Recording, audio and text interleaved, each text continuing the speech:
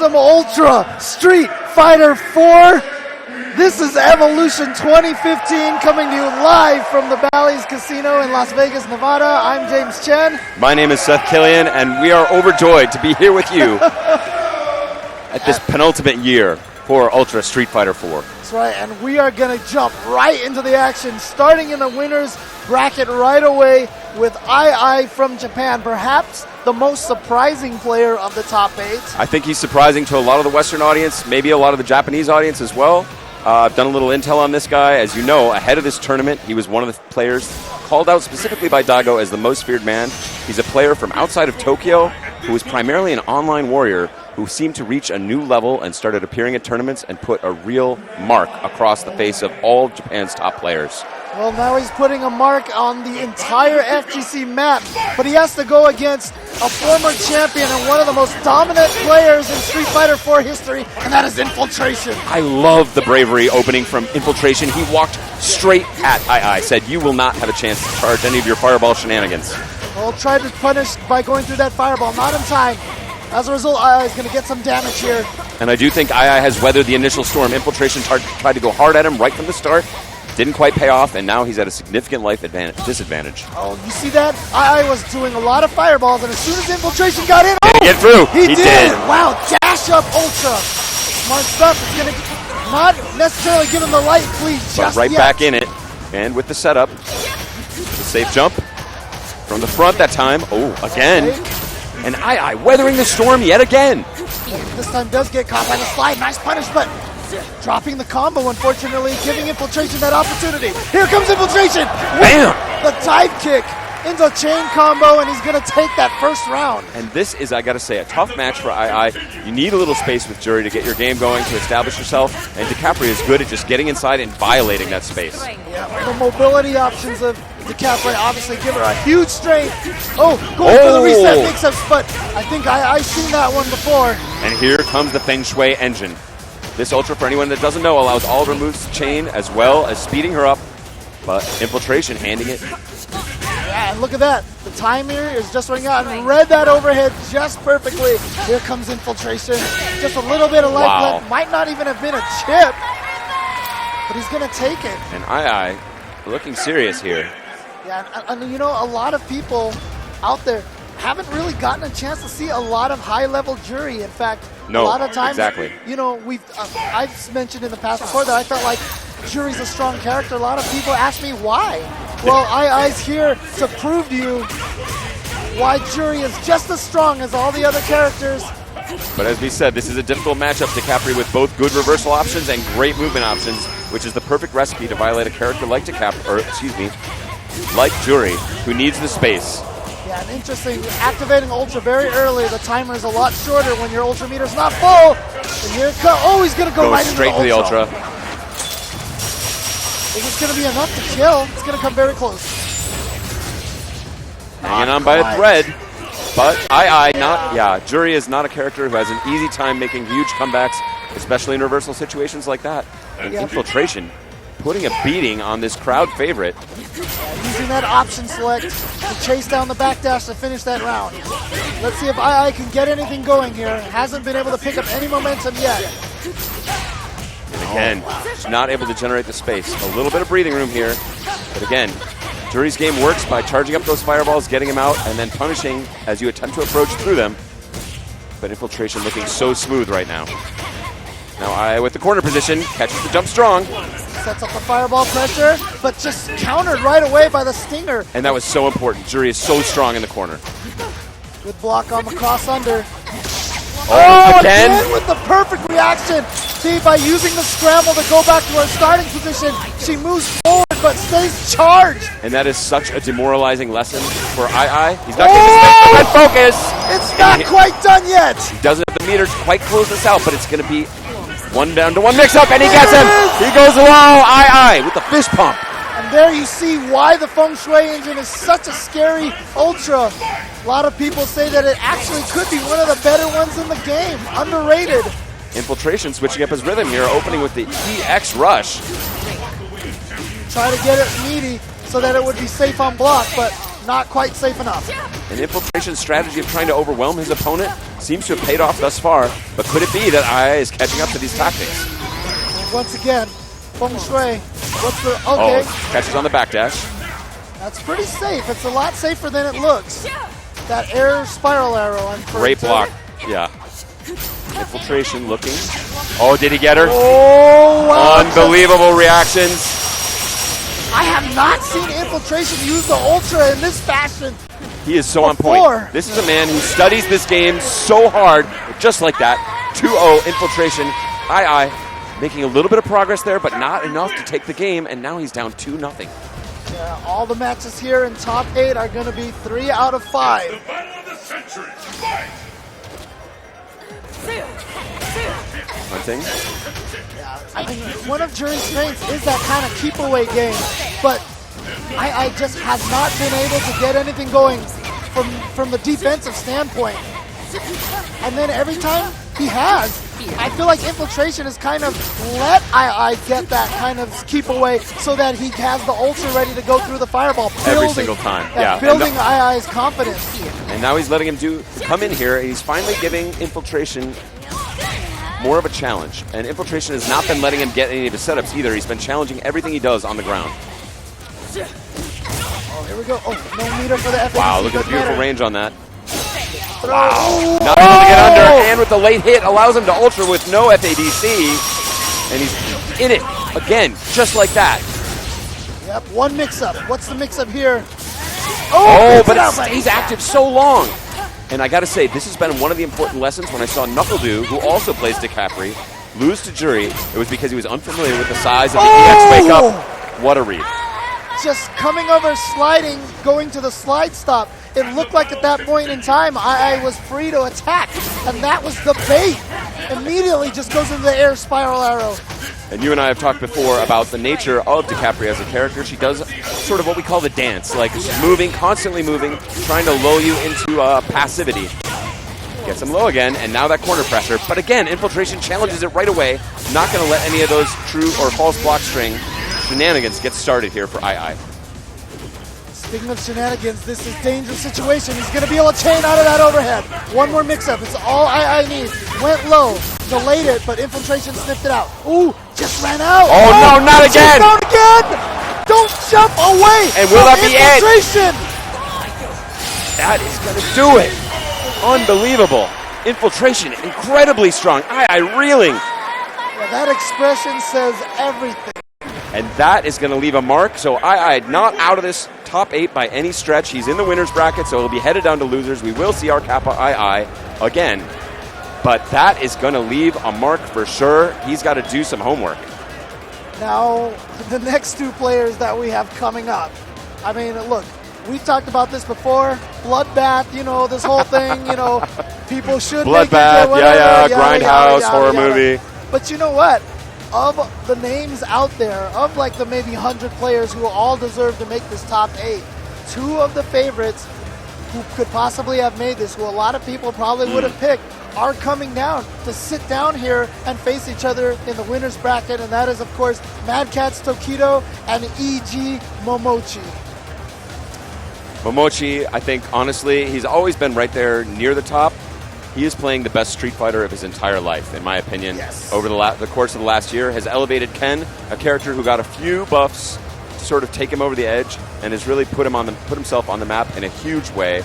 And of course, Tokido needs no introduction. He's been coming to EVO since the B series. That's correct. Yeah, he was out here in Folsom, California, you know, out there, I should say, in Folsom, California, way back when we were running EVO in just little arcades. Them Folsom Prison Blues, man. That's right. And in 2002, he won his first EVO in CVS2, and ever since then, he has not stopped coming.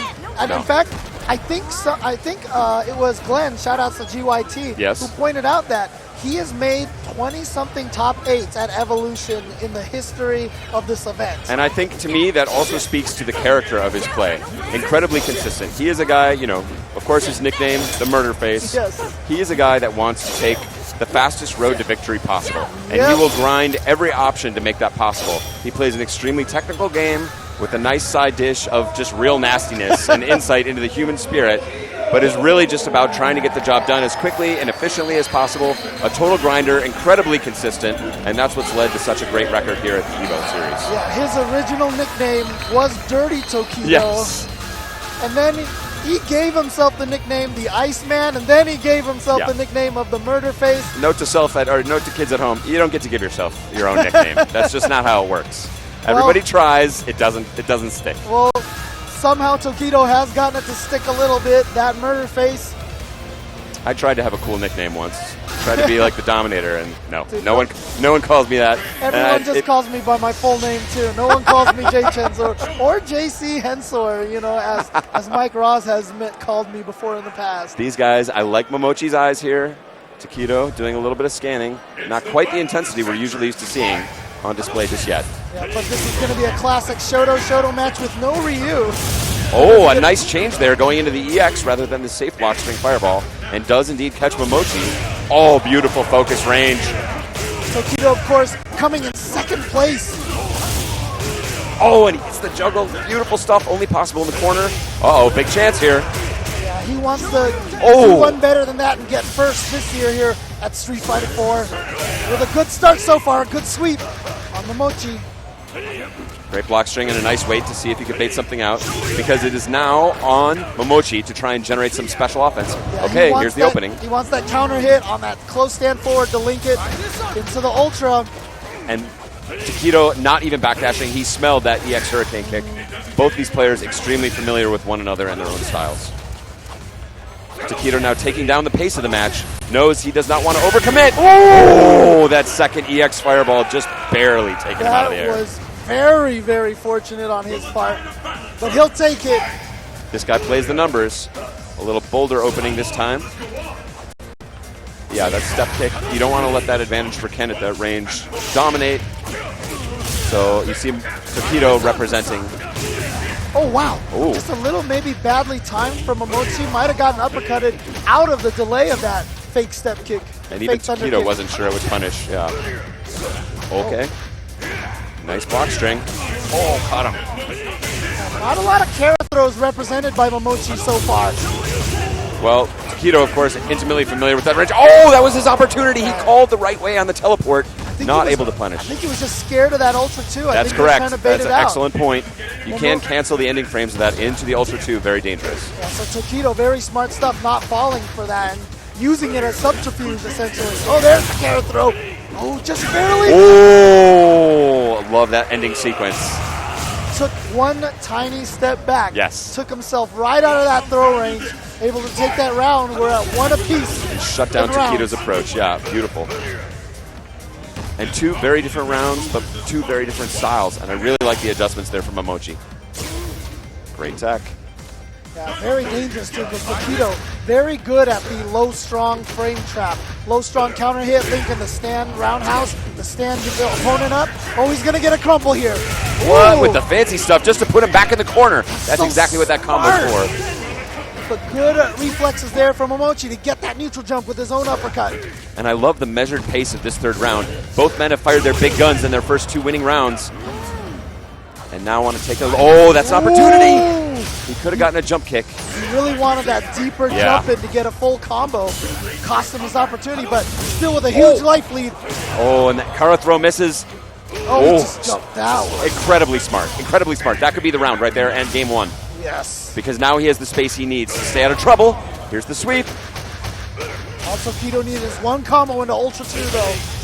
Oh! Denying it. Says, no, there's not a real block string. I can poke my way through this. All I need is the one hit. Beautiful play from Momochi. Takedo nodding his head. Okay, saying, now all right, you got that one. Now we're seeing the serious eye from Takedo. Almost kind of like a little grin there, like, you think you had it, but just you wait. Oh, great cancel. Bar standing fierce, one of the buffs. Oh, and he baits it out for a full punish. Now we've got to watch out for danger Dizzy. At Dizzy, yeah. That's what he went for. That's why he went for that overhead. Momochi smartly just getting out of there, getting out of dodge. And everything your opponent knows as a smart player is something you can also know and try and make your adjustments. But this round looks like all Takedo so far. Yep. Mad Catz, Takedo, in dominating fashion. I mean, that was a smart choice there. Now, Momochi could have got away with it, maybe with an EX uppercut, but he probably knew Momochi wouldn't want to waste the meter on that escape on such a dire situation anyway. Bad life deficit. Oh, and looking for the counter hit there. Oh, what a bait! And an excellent punish from Takedo. Yeah, knows the distance. Oh, what a whiff punish. Takedo, so on point. Okay, uppercut, creating the possibility now. Wow. And he has to take those kind of chances now. He knows he's down. Yeah. Great punish. Momochi is definitely representing a lot of uppercuts now. He's trying to get Takedo maybe to stay still a little bit more. Oh, big punish time. Takedo evening the score and looking fantastic. Oh, look at him. He's a happy camper. Stretching. Momochi's like, I'm sick of this guy.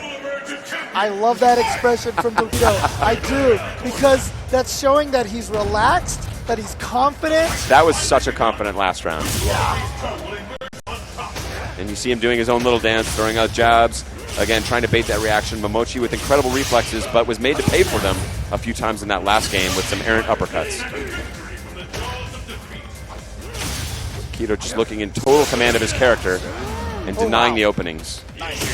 Oh, again, voiding the uppercut. Being very slippery. Momochi has had a really hard time chasing him down. It's just such a clean, creative round. Okay, there's the Kara throw. Try and set it up. He gets that after like 3 or 4 step kick and a direct uppercut. Yeah, he really... Oh, beautiful adjustment in the air for Momochi. If he had hit any other button, that would not have connected, but he made the decision in the air to switch to the EX Hurricane and found the opening he might need to take it back from a dominant start from Takedo. Oh, there it is. Wow. So there you see it. Like I said, last game, he represented uppercuts so much. After the step kick, which is a great opening move to get inside for Ken.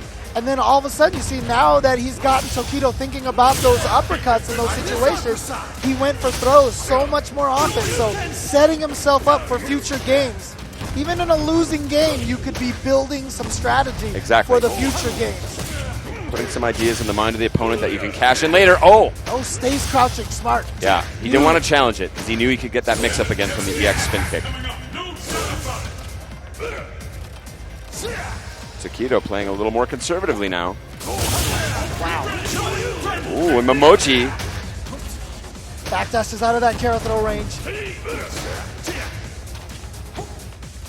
And look at the range Takedo's holding. He wants to stay just outside of that step kick range. Just at the edge of it. And he's gotten that trick to work a bunch of times. The demon flip palm whip. Ooh. Okay, running out of life here, but here's an opportunity, and in comes the jump in. Yeah, Takedo is going to be willing to spend a lot of meter now because he's got to win this round. He wants that low forward fireball, FADC, stand fierce. And he doesn't challenge, the overhead doesn't kill. Again, doesn't challenge. Too scared to uppercut. In that situation, you have to uppercut because you didn't have the life to survive the chip damage. Takedo caught possibly thinking about something else. So much of fighting games is about managing that mental stack, anticipating the next move from the opponent so you can queue it up in reaction as fast as possible. And Momochi's game was creative enough to get him not thinking about that jump in, and he scored the win.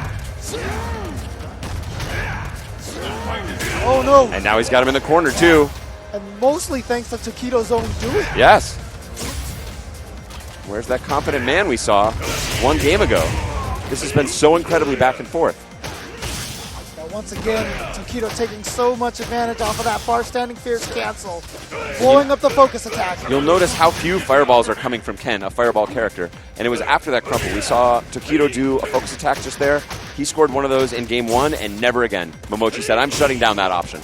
And Momochi getting out of the corner just simply by jumping. Smart stuff. Great counter hit and the use. Yeah. Putting him back to the He caught him. Great tech, but still in the corner and wants to create some space. Will it be the instant EX fireball? Again, not able to uppercut in time. And a thunder kick is going to just steal that from Takedo. That's the beautiful thing about that. You're so used to seeing step kicks, fake step kicks all day. So when you see the thunder kick, your reaction is not, here comes the overhead, let me stand up. It's, here comes the pressure, let me block. Those first few frames, you get a little nasty surprise at the end. was enough to close it out for Momochi.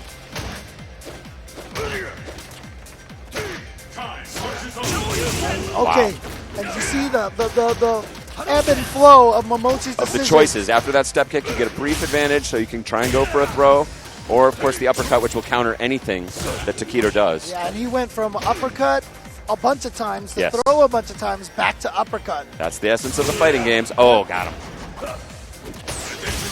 And that's I think, the missing ingredient that scares me about his game thus far. Big combo. And will he keep the pressure? He does. Oh! A missed counter. Very unfortunate for Takedo, accidentally stood up and got hit. Oh, chases down the backdash. Saying you not uppercut for free. And it's interesting to me that Momochi has chosen to go with W Ultra. So he's not going to have quite the damage. Oh no! If he had only jumped in, that would have been his round. Yep, even if he had just gone with the palm, he would have been able to take it. And now Takedo looking briefly hungry, now slowing it down again. Oh, it's a very dangerous game of footsies. Oh! Just switching up the rhythm right there. A little bit of a low percentage sort of surprise move, and catches Momochi possibly sticking out a step kick. It's a common tactic to chase someone down right when they land for a jump. So you delay that a little bit with that air fireball. And this is match point for Evil Genius's Momochi in this 3 out of 5 set. Takedo must win here to survive. And there you saw the reason why Takedo was scared to uppercut. He did, and the Hurricane still managed to get behind him. Yeah, it's a very, very slippery move. It's very risky to uppercut, but there are certain situations where you must challenge it. You can't let him have that air superiority. Oh, now with the low fierce. Yes. Smart stuff. He doesn't go forward there. Oh, just a little too high to complete the combo. Could be it. He gets the long hurricane. Oh, what a range. Yeah, reverses that momentum with that carefully planted low short. Oh, did not just straight into uppercut. He might have been able to chip him. I know, and he wasn't confident in the read that it would kill, and now he's taking a lot of chances. This is looking a little loosey-goosey for Takedo. Nice backdash, but still, getting cut. The nerves are catching up. Oh, look at him again. This could be it. Does he have enough for the chip out? Oh, he catches him. And that Mochi with a clutch comeback. And he's going to take it over Takedo. And you see Takedo shaking his head. Knows that he gave away that last match. He just got nervous, ate an EX fireball, ate a carrot throw, and he started playing more not to lose than he did playing to win. You've nailed it right there. Yeah. He understood his situation, and this is the liability of a numbers cruncher like Takedo. He understood the situation. He wasn't positive he could win with the chip out in a guaranteed situation, so he decided to play conservatively. Momochi smelled that immediately, took full advantage. Takedo maybe a bit flustered and let the whole round slip away. He's not out of the tournament, but he's going to the loser's bracket. Right. There was definitely blood in the water. Momochi smelled it, and he just went for the kill. But, you know, once again, these events like this Evolution 2015, again, shout-outs to everybody at home watching. But we cannot put these events on for you without all of our sponsors. Shout-outs to Mad Cats, of course. You see them. They're always bringing Takedo to all the different events here. But they're also making sure that we have these events by sponsoring these events. So check them out at madcats.com, especially for their line of products. They're going to have a bunch of new stuff for Street Fighter V. They're gearing up hard. Yeah. Incredible bunch of guys and an incredible team that they put together in terms of fighting game prowess. Very excited to see them. And speaking of fighting game prowess, taking the stage now, Nemo, another one of these players that's just completely unbelievable. The way he sort of rocketed up the rankings in terms of Japan and their online tracking of everything, playing Relento, really put it on the map, and has just a really natural style with the character. Explosive, very hard to pin down. Yeah, even in games like Ultimate Marvel vs. Capcom 3, he started showing some prowess in there as well. This is one of those just truly gifted players. PR Rog looking a little, he's got to give him a nasty side eye there. I like it, I like it. PR Rog, my poor explanation here is, no matter how high the glass of skill is filled, PR Rog is the duck that floats to the top. You cannot outclass this guy when he's on his game. Even during his supposed, quote, retirement. Yes, here he is in EVO Top 8 in the most difficult bracket and tournament of all time. And I do believe between him and Gamerby, both here in the losers bracket, they have the most top 8 finishes of Street Fighter 4. two very consistent players. PR Rock just has one off year last year. It's true. And that rush punch is going to be one of the stories of this match. He's got to try to find a way to rush through the Nemo's offense. So if he can guess correctly, that's where he wants to be. Nemo, of course, having to do that dance. Threading with the knives, the hop back. We said it earlier in the weekend. Rolento, just a character who wants to stay moving, stay kinetic. Oh, he got caught. It ties him with that.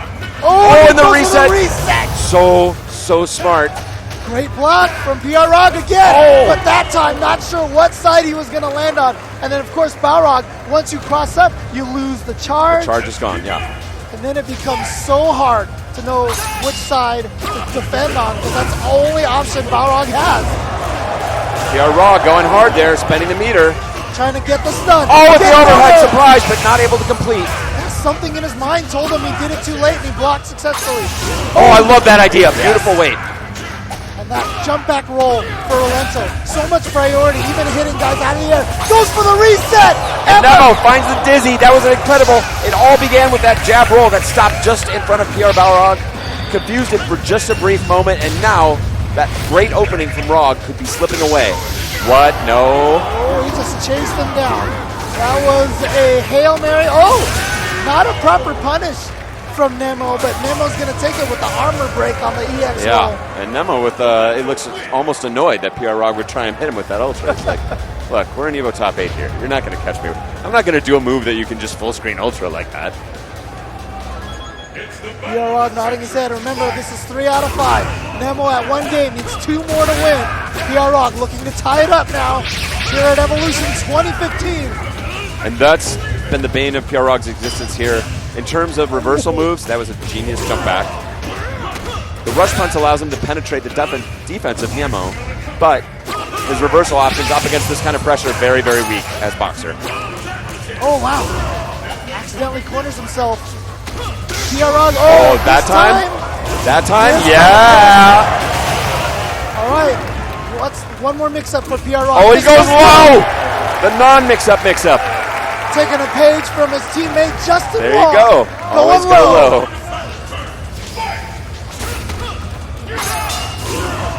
Good challenge. Again to go through the knife. Yeah. He just wants to mitigate the threat.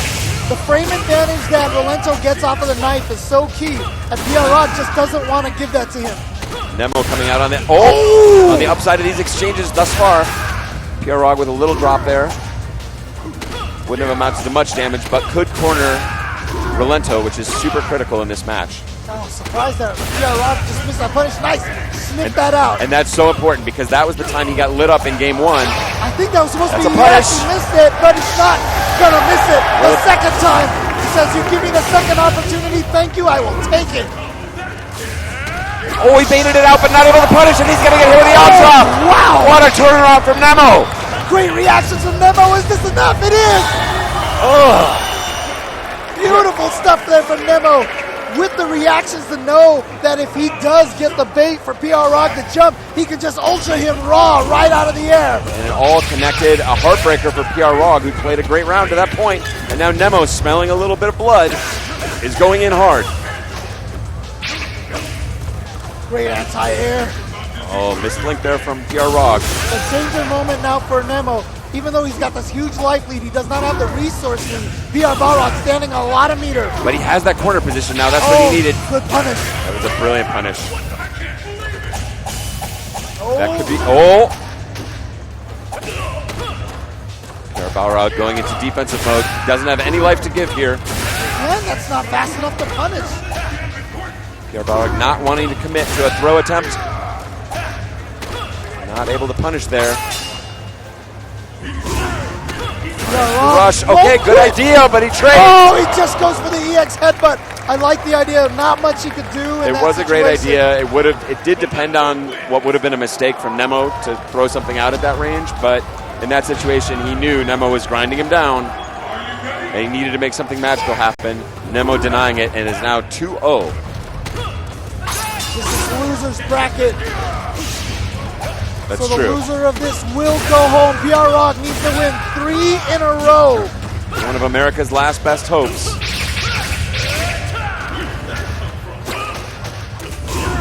Gets under that time, finds the opportunity. He's done well with the opportunities he's had, but again, part of the strength of Rolento is just denying you opportunities. Yep, just like that. And Nemo, just such a smart player, as you mentioned. One of the smartest and craftiest as well. And what this set play with the knife setups allows him to do is think 2, 3, 4 moves, sometimes even ahead, in terms of what the opponent's possibilities are. It just makes him so tough to beat. Now, Pierre Rod's definitely playing a little more patient, it looks like. He's not trying to rush in as much as he is wont to do. It's true. It's a little bit different than his usual style, but it's been working out for him well. Can he complete? No, a little drop. He wanted to go in the dash. Oh, so close. Really good, but uses, once again, that armor. And I like the change in tactics here from PR Rog, making the adjustment, looking inside and willing to say, my natural preferred play style not working out so far against Nemo. Crowd now chanting USA. Oh, wow. Jumping over there, thanks to the bounce back, he's able to punish it. PR Balrog there was with a little stutter step, was threatening throw, something that has basically not been a part of his game whatsoever so far. Here we go. Oh no! And is he going to go into Ultra? No, he's going for the reset. Yeah, he saves the Ultra because it won't do that much damage in this situation. Oh, PR Rog got caught. He got and that combo up there, but nothing off of that. EX Knives tries to go for the overhead. Doesn't quite get it. Oh, look at that recovery I know, time. so fast. Unbelievable. Oh, he caught him. Throws him out of the armor. That was a great decision. And then the pogo bounce puts Nemo at match point. Black Eye Nemo looking positively evil up there.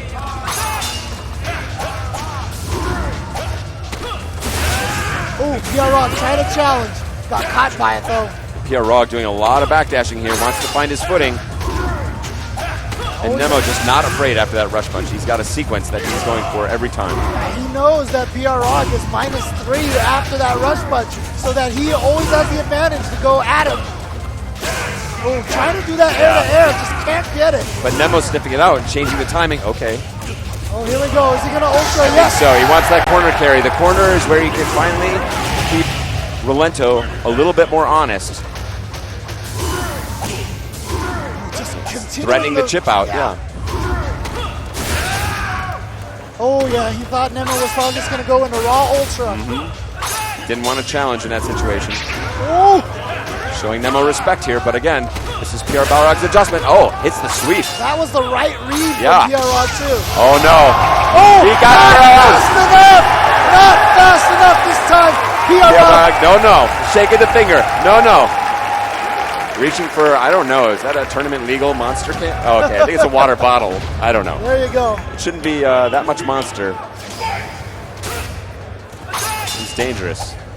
But PR Balrog playing with a huge amount of composure here. Yes. They're just saying, you do your little thing over there. I'm just going to sit here and down back and rush in when I find the opening.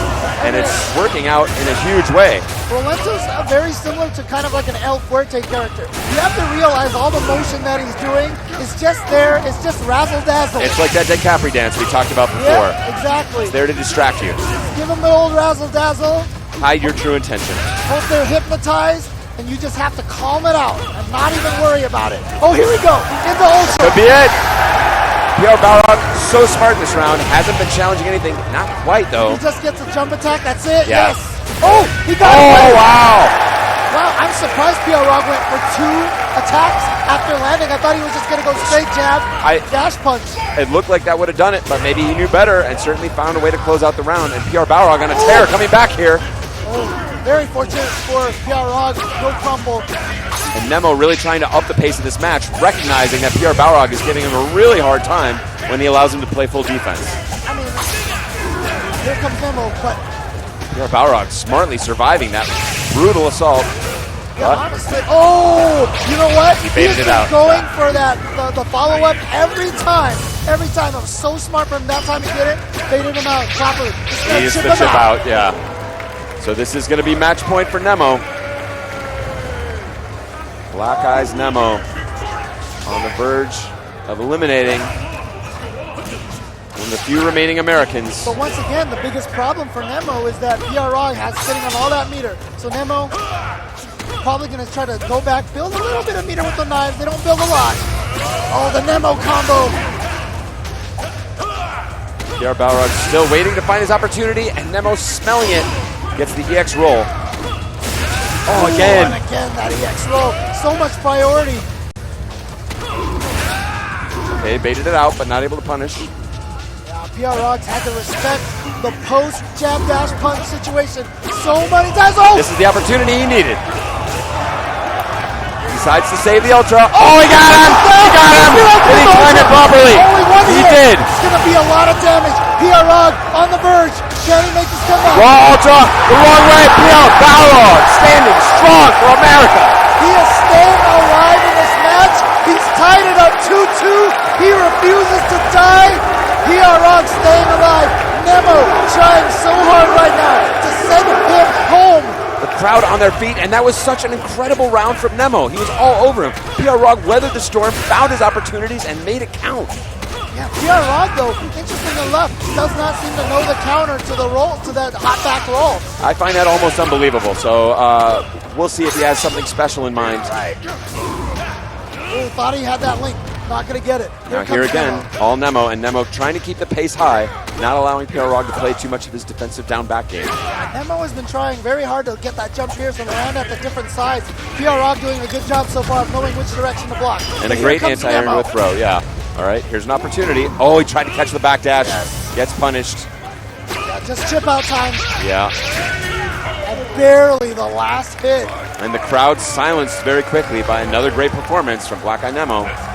Nemo has match won, point. He has won the first round. Well, actually, no, he did not win the first round last time. Never mind. And again, smart use of that EX roll. Nemo has been pulling it out every single time when Rog has not been expecting it. And PR Balrog's forced to use meter on those tricky situations for Nemo every time just to escape. He knows he's not going to hit him. He just has to use it just to get out with the armor. Yeah, and again, Nemo just has not been punished for doing the hot back roll. There just hasn't been any reason for him to stop. And so it's really smart that he continues to use that as one of the key components of his offense. Agreed. Balrog looking confident here. Does not want to be shaken out of his game, does not want to be fooled and drawn into Nemo's dance of nonsense down there. And there it is. Ooh, that's what he's been looking for.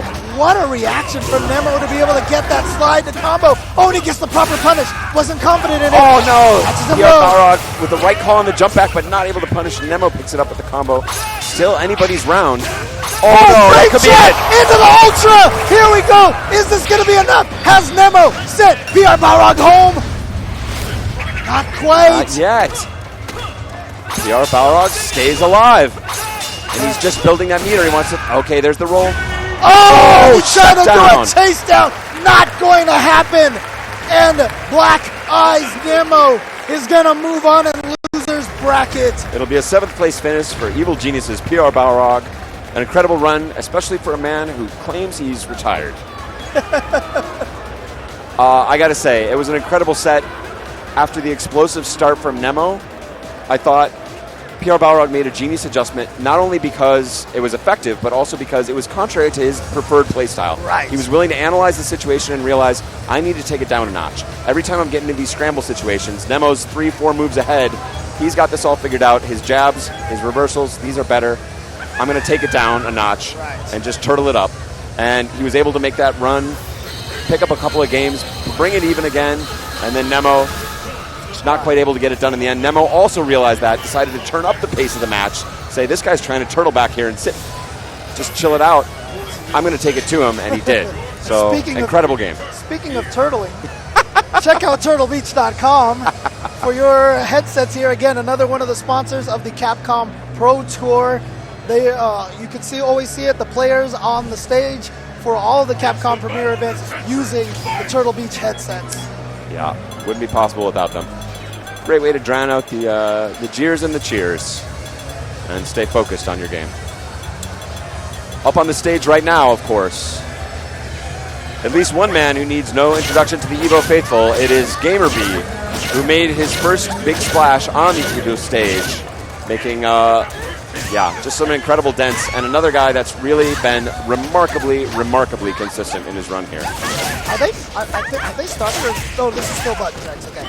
No, but I mean the interesting part is that GamerB actually made his splash into the scene by beating Justin Wong, right? Justin Wong, I believe, who said exactly like, Adon is a terrible character, yes. and then was denied making it into the top 8 at EVO by an Adon player by the name of Gamer B. Here's the interesting thing. He took out Justin Wong to make the splash. That was one of the 2009 grand finalists. Yes. To make it into this top 8, he defeated Daigo Umehara, who was the other grand finalist from 2009. So Gamer B has defeated both of those players to make it in the top 8 in 2 separate years. He had called out Daigo specifically as one of his great demons. Daigo has put some nearly embarrassing beatings on him before. Now this is a very tough situation. Of course, Gamer B's opponent, we should say, NuckleDu, Team Liquid's NuckleDu. This guy, as far as the young up-and-comers, easily #1 in America. Oh, yeah. But for my money, maybe the best playing player in America, period, right now. Exactly. He is on an amazing level. Unfortunately, okay, well, we got some shenanigans going on the select screen here. Gamer B was threatening to play Elena, one of his great characters, who is incredibly nasty for Guile, like an incredibly difficult fight. But now strangely seems to have gone to Adon, maybe opting for a more honest fight. And as a little history here, Gamer B's actually been trolled by some of the strong Japanese players who made fun of him, saying that he was just playing the numbers and he couldn't really win. He wanted to get that huge natural character advantage by playing Elena up against characters that she really dominates. So maybe a little bit of salt in Gamer B, causing him to make perhaps imperfect decisions here or suboptimal decisions, choosing to play an honest match rather than a character advantage. Well, in terms of the Capcom Pro Tour, NuckleDu is the highest placing American in that points tally right now. Wow, what a flash kick. If he had done the short Jaguar tooth, which the flash kick probably would have missed. And NuckleDu, known for his explosive sort of offensive style Guile, it looks like he's playing some Street Fighter 2 here, holding firmly down back. Now here he comes, trying to battle his way out of the corner. Okay, there's the benefit of Guile. Adon has a lot of anti-fireball tools, but Guile recovers so fast, it's hard to take advantage of them. Yeah, they're just a little too slow, except for the EX, which of course hits twice and is fast, but has a longer recovery than the regular Sonic Boom. Yeah, that one didn't even hit him out of the recovery. It would have been a counter hit had it been recovery. But this is dead even so far with some great exchanges. Wow! Read it the whole way. With those reactions and then trying to close it out. Smart stuff. The barrage of fists and feet finally finds purchase. Gamer B on his back in round 1.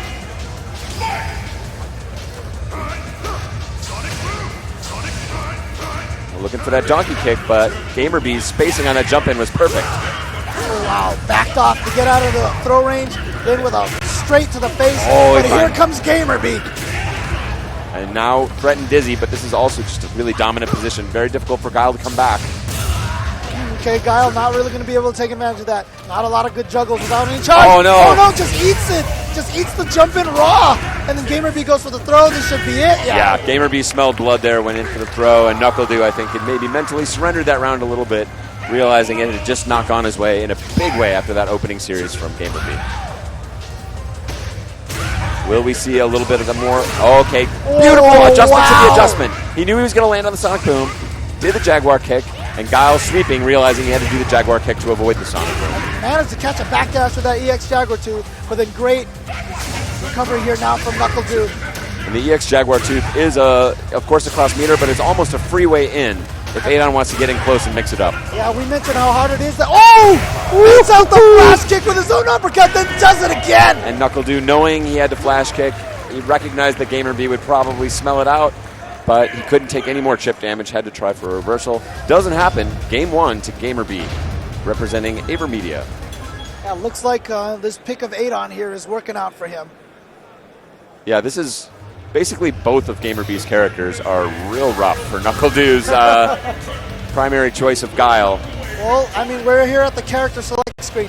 This may be a potential character switch, because remember... I assume he doesn't like DiCaprio, or I would have thought he would have started it. Right. And DiCaprio, again, Adon, a pretty mobile character who does some hard-hitting damage. Not the easiest natural advantage for DiCaprio.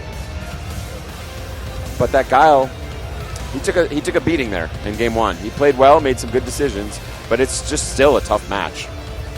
So Gamer B deep in thought here while NuckleDu ponders his character choice. I did not hear the cursor move. I do believe he is sticking with Guile. Yes, that is what he is going to do.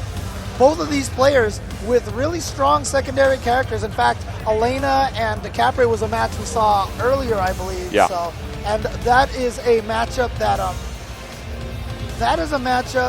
those are both characters, I should say, that are kind of like on the up and up. They keep getting stronger and stronger right. and They stronger. started kind of interesting with a couple of things, and they just now sometimes seem, very difficult to challenge for some of the cast.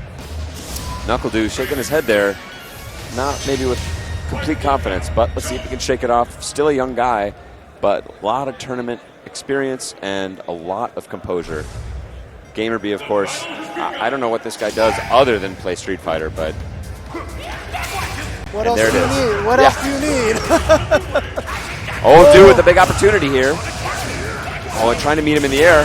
This is the dynamic style that we're used to from NuckleDu, and it is putting a dent in GamerB. Yeah, maybe something during all that break, he was telling himself, wait, why are you playing passive? Time to switch it up. You're playing Turtle Guile. Let's go NuckleDu style. And not challenging that. Oh, wow, that was cool. Good pressure. Wants to get out of the corner and catches him. That's the NuckleDu we know and love. That's the style of Guile that we recognize. The way some people have talked about it, you and I have been playing since the Street Fighter 2 days. Think of Guile as sort of a defensive character. Right. Young guys like NuckleDu don't have that legacy. They can reinvent the character and think of them as they choose to, rather than the way maybe the designers think of him or history dictates. Right. He's his own man.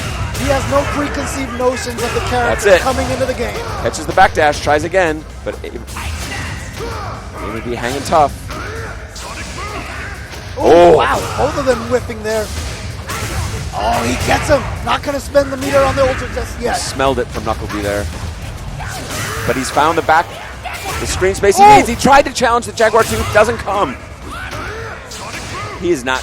There is no down back in his vocabulary right now. He's just in an open screen. Back fist to close it out. Beautiful. He knew GamerB jumped at a range that it looked like Guile couldn't hit him, so he was just going to empty jump because he figured all of his moves would whiff. And then NuckleDu swinging out that back fist, catching him by surprise. And now GamerB doing some thinking. Just like that. What looked like a nigh impossible match in game one. I mean, NuckleDu was just getting dominated by GamerB. And he turned it all around with a slight shift in his orientation. He went from defense, and there it is, that same counter we saw earlier. Fierce, and not trying to press for Dizzy, but doing a ton of damage in the process. Yeah, half-life down for GamerB already, but great stuff linking into that sweep. A big commitment there from NuckleDu and pays the price. Yeah, and just like that, GamerB right back. Wow! There. Wow! Stun! Surprise Dizzy. Okay. Oh, that's to set up a chip potentially. Chip death. Oh, and just gets him with the low fierce. That's a smart button for GamerB to use. NuckleDu has been hitting a lot of buttons, such as standing fierce, and I believe Anon's low fierce will go under those. From the right range, yeah. A lot better than the standing roundhouse right there. Of course, you can also cancel crouching fierce into the super, which he now has for a huge amount of chip damage, which may come into play. Went for that same mix-up, that meaty uppercut, but this time not enough invincibility to outlast the flash kick. And GamerB standing so strong, just blocking, not getting baited into any of NuckleDu's shenanigans now. Oh, that was just legit overhead. Caught him crouching. And he's forced to guess there on the jump in, and he guessed wrong. Oh, back into the boom. He really wanted that fuzzy guard. Did GamerB miss it? He was hoping for a stun in that situation. A critical block there from NuckleDu, and he finds his way out of the corner. Wants to press, but here comes GamerB again. Needs that space to back up. Oh, and there he is, just bullying his way in with that EX Jaguar tooth we talked about. Oh, he got him! He got him! And he's going to get out of the corner. He's got the space. Oh, he did not believe. He did not believe. GamerB just woke up with it, bet the farm on that uppercut. Now that's one of those things where you have to have your player knowledge. You have to have done your research on your player. GamerB likes to hit buttons. He likes to do things like a PR Rog. Wow, that was a bold flash kick opening there. NuckleDu realized he's got to step up his game. He's down 2-1 in this best of 5 set. And with space, he can have this match for real. Once he gets into the corner, the cookie will start to crumble for NuckleDu. But he must continually back up both to charge and to maintain the distance to make his normals effective. And here we go, just like you said. Oh, and he's going to use that FADC to get out of the corner. Smart stuff. Oh, got caught. He wasn't ready for that. Oh, no, he's crumbling here a little bit. Scramble situation. And just like that, he's in the other corner. Oh, and chip out situation. Good tag. Oh, he read that the whole way. Gamerby not fooled at all by the overhead attempt from NuckleDu, and he lets one slip through his fingers. Gamerby now is at match point. Once again, PR Balrog, NuckleDu, the only U.S. players left in this tournament. PR Balrog already sent home by Nemo. Gamerby is going to try to repeat that right here. The new generation of American Street Fighter on his last legs here. Smartly not challenging there. He knew he didn't have the button for the spot. Oh, good challenge there.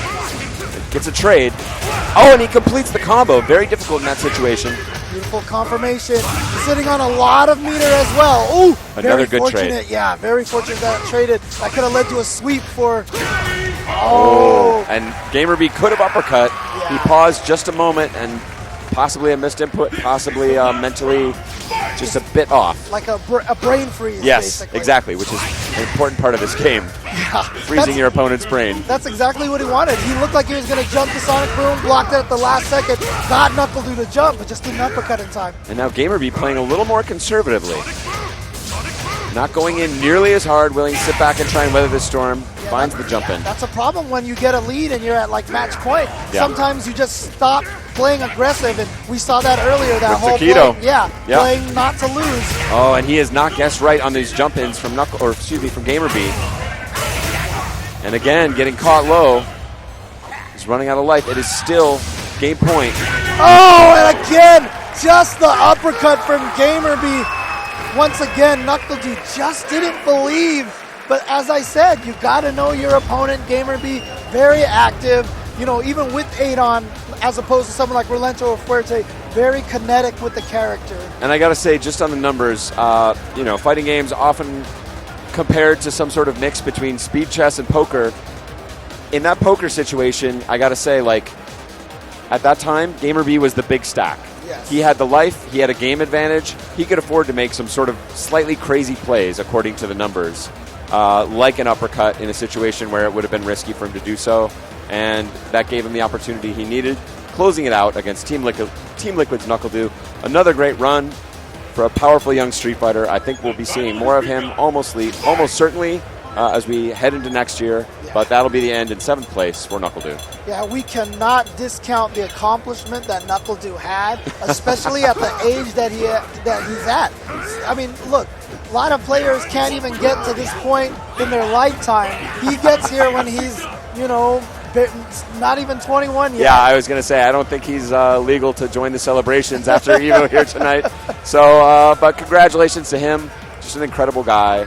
And again, it's worth noting the size of the bracket that you had to climb through. 2,200 plus players. And literally, the more players that are here, the more matches you have to play to get to the end. And it's not just 2,200 players. I would say half of them are just like the scariest people to run into. Any one of those guys could have knocked you out at any given moment. Ask the other non-2,200 player, non-top 8 that are not playing.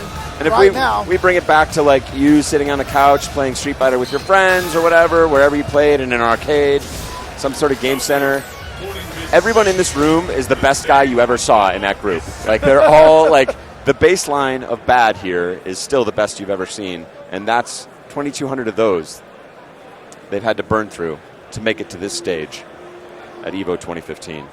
This is going to be a tough match. This is going to be a zany match, too. Yes. We will see if Nemo can generate the kind of offense or whether he wants to hang back and allow II to start his shenanigans. Now, of course, the way Jury's Fireball works, for those of you unfamiliar with it, it hits on the way up and can also absorb a projectile on its own. And then it can also be held and charged. You can hold it down and release depending on which kick you're hitting. So she can store up to 3 of those at any one time. And as we predicted, Nemo wants to take it right to Jury, who has slightly weak wake-up and reversal options. Despite losing that first round, II definitely showed one very important card. And Nemo did the hop back roll, and II had the proper punish, low forward in the pinwheel. Absolutely critical. But now Nemo has to really think about using that, which he didn't have to do against PR Balrog. Oh no! 2 stuns in 2 rounds. And did I talk about how Jury's wake-up options are somewhat suspect? Yeah, there's very little she can do, but now burning some of the meter to get the combo going, she will have a full ultra here. Yeah, your health can melt away thanks to that. And wow, Nemo gets a combo off the trade. That was unbelievable. He knew that he would go low. The low is the punish for the backdash, but he didn't get the combo in time, and he was able to get the trade and close it out in, what was that, about like 7 seconds of actual match play? Yeah. And yeah, again, as we suspected, like, you don't want to let Jury get her stuff started, and Rolento is the kind of character who can come in, oh wow, and really challenge her, especially at the beginning of the round before she has any meter. EX Pinwheel, one of her few good options. Right. Of course, if she doesn't have any meter, like right now, nothing she can do in that situation. She just got her first meter while being dizzied. She could risk the counter, but that's just such a huge call out. Yes, that's true. She does have that option. She can do a specific counter move, but it doesn't do damage directly. Wow, Nemo with a perfect. So clean. It's looking like Nemo might be somewhat familiar with this character. I was going to say that one of the advantages that Jury's Fireball recovers pretty good, so she can try to control that space in between them, but that has not been the case at all. No, Nemo's just, and there's the EX Pinwheel we talked about as a potential reversal, but you don't have too many of it. There it is again. It is an effective counter to the shenanigans, but it costs meter, and it's so hard for him, or for II to generate meter, because he's not getting the space he needs to breathe. Oh, instead of the fierce, he goes for the strong. Gets the reset. Gives him a different look, and again, close the stun. Such incredible pressure here, and the life running out here for II. And another, what? There it is. I don't think we've ever seen this kind of stun. Not even Pumko playing Seth has generated this incredible amount of stun.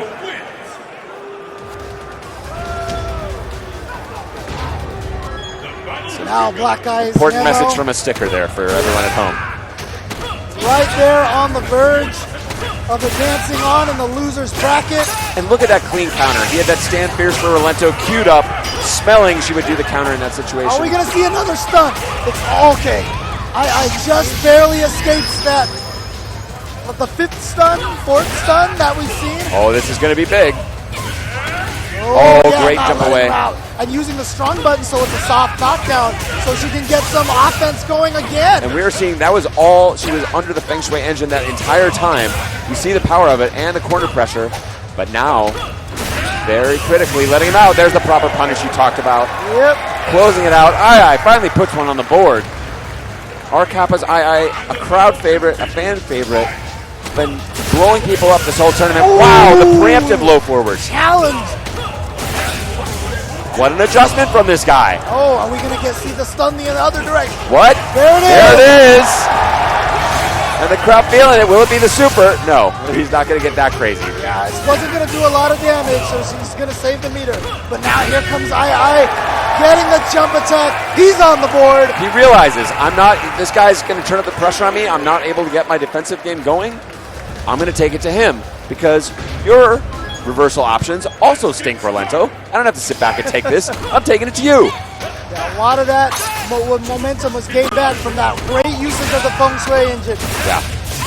So critical, and that's why so many players fear that ultra combo.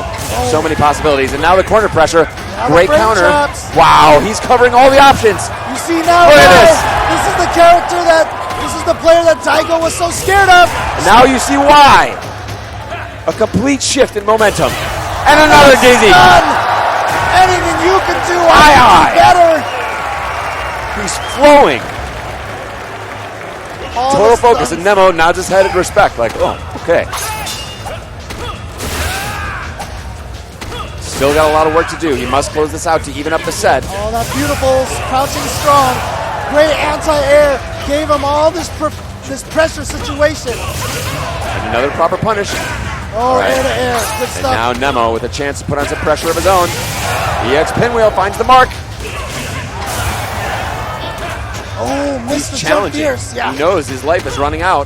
He's running out of opportunities. Oh, the frame shot, Oh, but and he he didn't missed. get the He combo. missed. And there's the... What? No punish. No punish.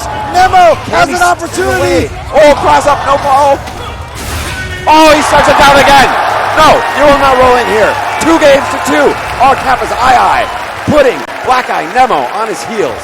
Nemo is trying to advance in this tournament the hard way, going up 2-0 against PR Balrog, having PR Balrog come back to tie it up 2-2. Going up 2-0 against II, and then letting II come back 2-2 again. People are figuring Nemo out here as this goes on. Stand fierce counter. Now the key has really been II challenging that hop back roll with Jury's low forward. And then rather than trying to sit back and set up the fireball pressure, just taking it straight in there at Rolento, who also has crummy wake-ups. Oh, this time he does manage to connect the counter hit fierce in the knife. Here comes Nemo. Can he survive it? Yes. Beautiful stand short, which covers so much space. Yeah. And the Feng Shui engine is active. Oh, he got him! He got him! That could be it! Right down to the wire. Oh, no! Oh, that hot back roll, like I said, so much. Now II slowing it down. Oh! With the into the race side. II backed it out. He made it out. Nemo, I am here to play. Making an announcement. Stopping the run of II. He had it. He backed off. That's exactly what I was worried about. He tried to play it smart, and Nemo make him pay, taking round one. Match point, Nemo. There was like 7 super smart decisions in that half a second, each outsmarting each other. Bear with us, folks. That was unbelievable. Unbelievable ending to that round. But our Kappa II all over him here so far. Chasing down the hop this time. He says, we're taking this the distance. And the dizzy. Just He's already dead. To the wound. Yes. Final round. And it's going to be see which of these gentlemen can get the advantage and press it. Good tech. II still not able to find his opening. And now in the corner. Oh no, it's read it. It's going to be close to stun. Huge punish there from Nemo. He got him on the overhead. And that's what's going to give him the stun and the game and the entire match. And the boos are flowing. Everyone respect the play from Black Eye Nemo, but the crowd favorite. What was that? What was How did that guy get up on the stage? Oh, that guy is going to be He's going to catch a beating later. That is Chris Lee. He's not the friendliest of guys. Someone penetrating the airtight security of the EVO stage to run up for a quick selfie with II.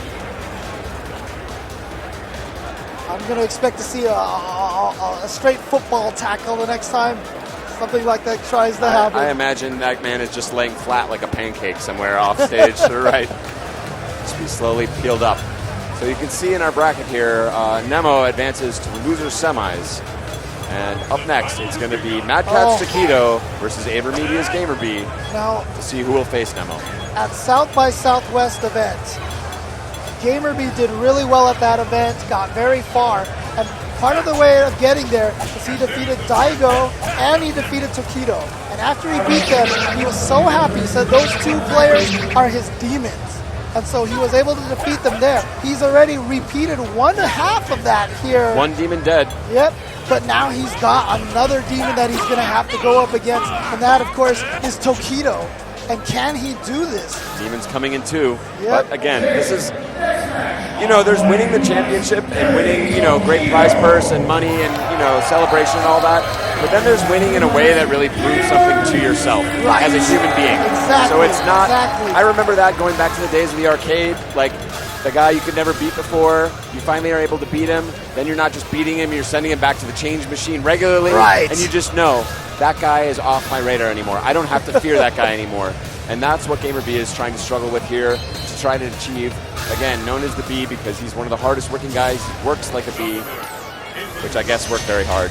I don't know what insects, I think they go on vacation or relax or something like that. It's not like those wasps, those lazy wasps. Lazy man. wasps. Look, let's not be waspists. Fair enough. Stream. Fair enough. No spreading stereotypes about wasps. And Elena, again, one of GamerB's great counterpick characters. We've seen she's so difficult to approach. One of the fastest, most dangerous low shorts in the game. She's going to be hitting that button a lot, as well as a variety of quick overhead attacks, very difficult to block. And just incredible foot speed to add to it. making her very hard to pin down. She does have not the strongest reversal options as well, so... You'll see that a lot from Elena players. They save that meter just for EX scratch wheel, for wake-ups and anti-airs. Then she isn't terribly meter dependent. She needs it for a couple of combos. Okay, Taquito finds his opening. Wants to keep the offense on. Wow. Oh, wow, double sweep. Wow, it looks like he knows something and finds another dizzy. What is going on? I feel like our dizzy settings might be wrong. There are no dizzy settings, but yeah, we're seeing incredible. I think it's just a testament to the incredible play you're seeing here, the way these players can generate that kind of pressure. Yeah, I mean, the momentum swings a lot between rounds, but during the round, that's why we're seeing so many dizzies, because so many of these players have learned to use these characters so well to maintain that pressure and maintain the momentum. I love that tech there from Taquito.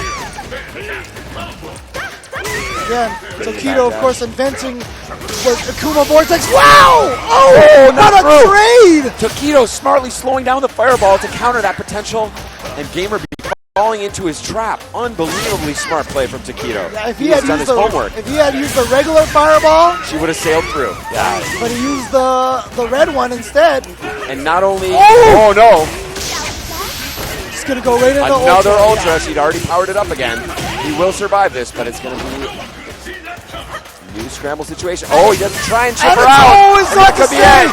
It's so dangerous when you even with that little bit of life there.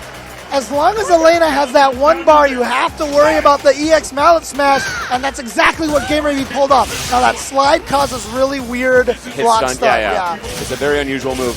What scares me about that game one for Taquito, not just that he lost in the same way that he lost previously, where he tried to play conservative, tried to play smart, backed off a little bit, and then had another great player steal it away from him. And that starts to really sting after a while.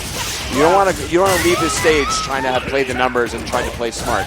You want to play your absolute best game, and I'm not sure that's quite what Taquito has given us. He's given us that game all the way to the ending point, and then he puts on the brakes.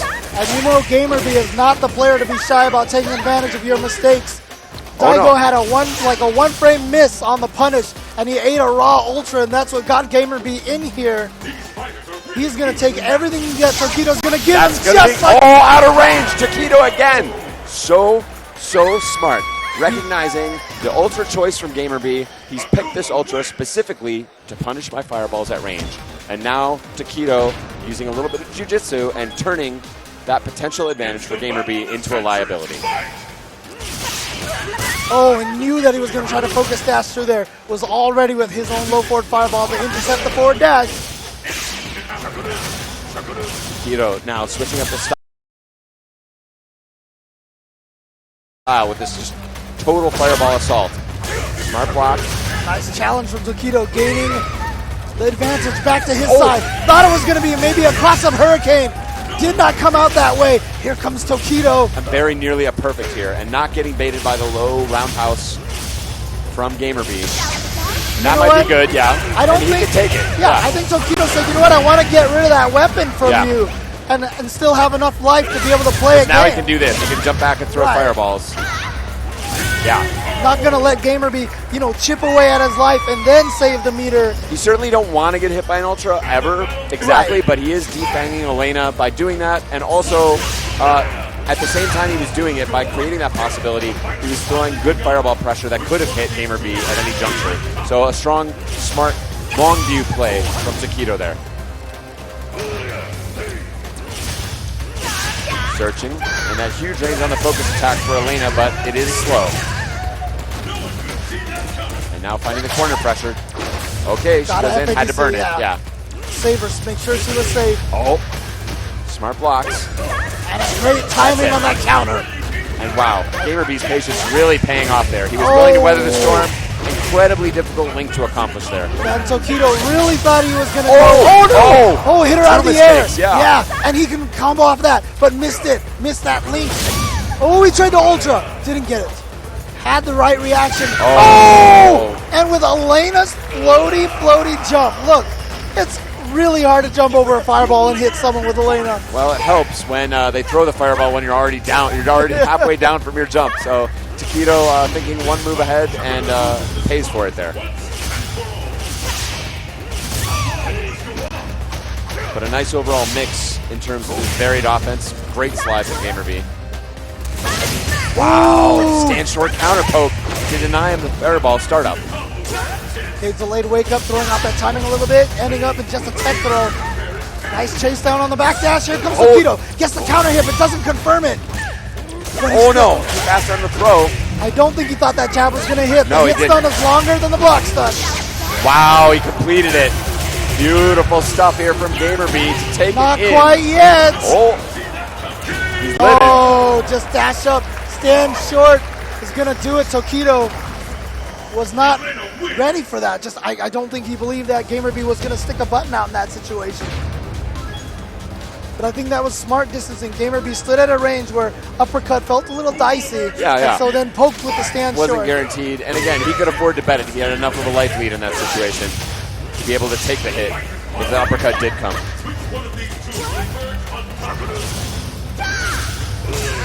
Ooh, nice space control there. And again, trying to control that horizontal column with those relentless fireballs. Oh, caught him in the middle of trying to start up that red fireball. Now here comes a mix-up, goes for the cross-up. Nice block from Tokido. Tokido gets out of that situation. Back to the neutral, back to the footsies. And again, jabs, shorts, fireball, just throwing out that dance, trying to confuse the opponent and control the horizontal column. Yeah, and Elena again, with great counters. Again, GamerB missing that combo off of the overhead. He's been so consistent. It is a very difficult combo. Oh, Tokido baits it out, but is out of position to punish. Trying to see if Tokido's going to throw a fireball. Oh, Wow, that was so gutsy. GamerB does not want to be put on his heels here. Wow, just jumps out, but now Tokido jumps back into the corner. Leapfrogging over each other here in the jungle. He's got to hold it. Good blocks. We've seen him put this on. Tokido, to his perhaps discredit, doesn't want to overcommit there. Wow, so Rhino smart. horn. Go take him out of the air. GamerB's the only one I've seen so far to counter neutral jumps at that range right there where jump attacks won't hit her. Oh, did he get her? Oh. Time now running out. Tokido has to make this happen. Oh, Great and a beautiful challenge. trade. Beautiful trade from GamerB. Just going up into the air. So smart. And the battle continues. Fight! Wow, okay, a little neutral jump now from Tokido to see if he can trick GamerB into overcommitting. Crucial game 3. But GamerB's patience has really paid off so far in this game. Every time Tokido gets an advantage situation, he does not press his luck. He's willing to sit down back and just block a bunch. Yeah, that's the situation. We've had a few times, like I said, where GamerB's missed some combos and stuff like that. It just hasn't gotten to him. This is a much steelier GamerB than even just at the end of last year, where he barely missed making the Capcom Cup. And it's not just a matter of holding down back. Oh, nice counterplay. Oh, he finally gets her there with the set play. He dropped it there. He had the jab, but didn't expect it. Oh, just out of range for the slide punish. And then that cross-up hurricane, finally. There's been a few times where GamerB has read that and walked forward into jump punches and such. Yeah. And then finally, Tokido pulls it out and actually succeeds. Yeah, and the defense of GamerB is, again, not just being willing to block, but also maintaining the mental composure not to get cracked. It's very difficult and scary to block against this kind of pressure from Tokido. Again, GamerB dropping a combo. The pressure is getting to him. Tokido still playing relatively conservative, finds a counter hit there. Oh, and he's got another drop. Yeah. Oh, like good I trade. Said, even though the pressure, and he gets a stun. Even though the pressure is getting to GamerB and he's dropping some combos, he's not letting it affect the neutral game, which is the most important He part. recovers his composure very quickly. Right. You cannot afford to sit there and beat yourself up or be angry about it.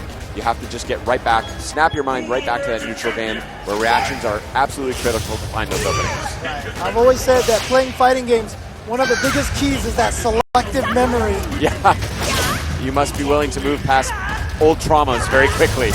You have to remember every minute detail and forget, small things that you know that you dropped or missed. You can't spend time angry at yourself. It's a good life lesson overall. Yep. You gotta move on. Stay in the moment.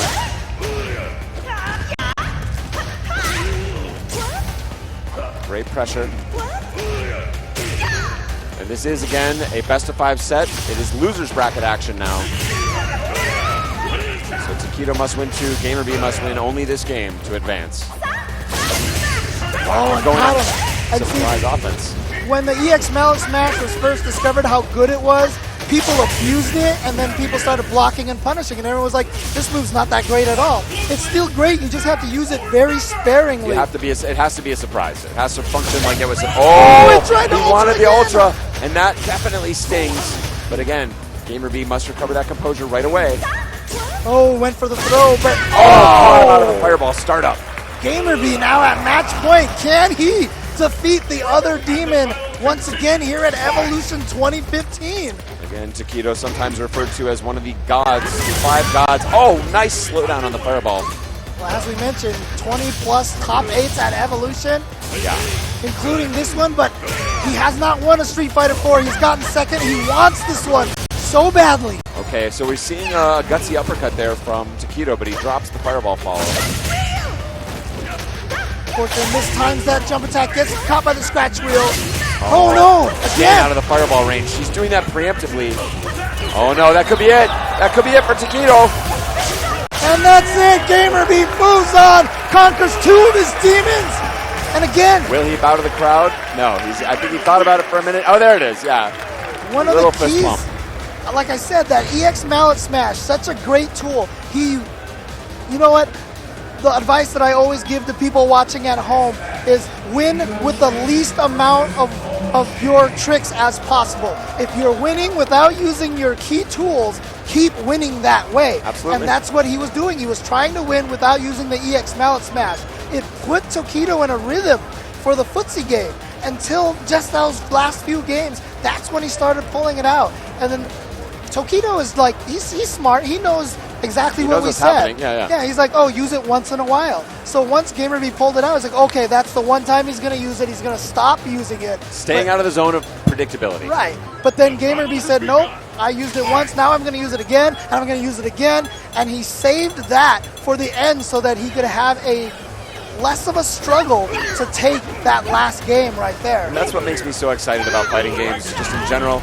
It's almost at their finest when you have really world-class players on a world-class stage like this. It's like a conversation, a little back and forth. Right. Feints, ideas being exchanged, non-verbally, of course, with mostly fists and feet. But they're understanding each other very, very clearly, and it's a beautiful thing to behold. Yeah, there is so much being said between the players on the screen without them actually talking to each other. And it's sort of like a lying contest at the same time. Yeah. Who can tell the biggest whopper and bait their opponent into believing it? It's not we didn't say it was a great conversation. Yeah, no, it's not a fun conversation where you solve world peace. It's basically a bunch of bluffs and lies. But that takes us into our next match, and again, more heads and hands here. This seems to be the cool move of the day. Strike Rodan Thinker pose. But I do want to take a little bit of an opportunity here. Once again, shout outs to Takedo. Look, there's a short list of maybe 2 or 3 players. Oh, right at the very top. Greatest overall fighting game player of all time. Takedo definitely at least certainly number 1 running. or 2. Yeah. Incredible performances in other titles as well. But now we have Momochi, the guy who sent Takedo to the loser's bracket, up against Infiltration, a guy who sees the game in his own way. Now sporting Evil Rue. This is a player who can play nearly any character in the game at expert levels and is completely willing to use at least 5 or 6 of them in tournaments. 0 mains and 44 backup characters. That's right. That's what Infiltration has. Such an incredible investment of time and work to be able to pull that off. And again, 2 players on the very short list of even through the 2,200 players who could possibly take this tournament. And there you see why Infiltration going right in there. And you know what? He hasn't been using Evil Ryu a lot in the other events. I think it's a surprise, honestly, to Evil Genius Momochi. Yeah, he's been kind of saving this character for EVO, I feel like. And what a beautiful counter to the focus attack attempt from Momochi there.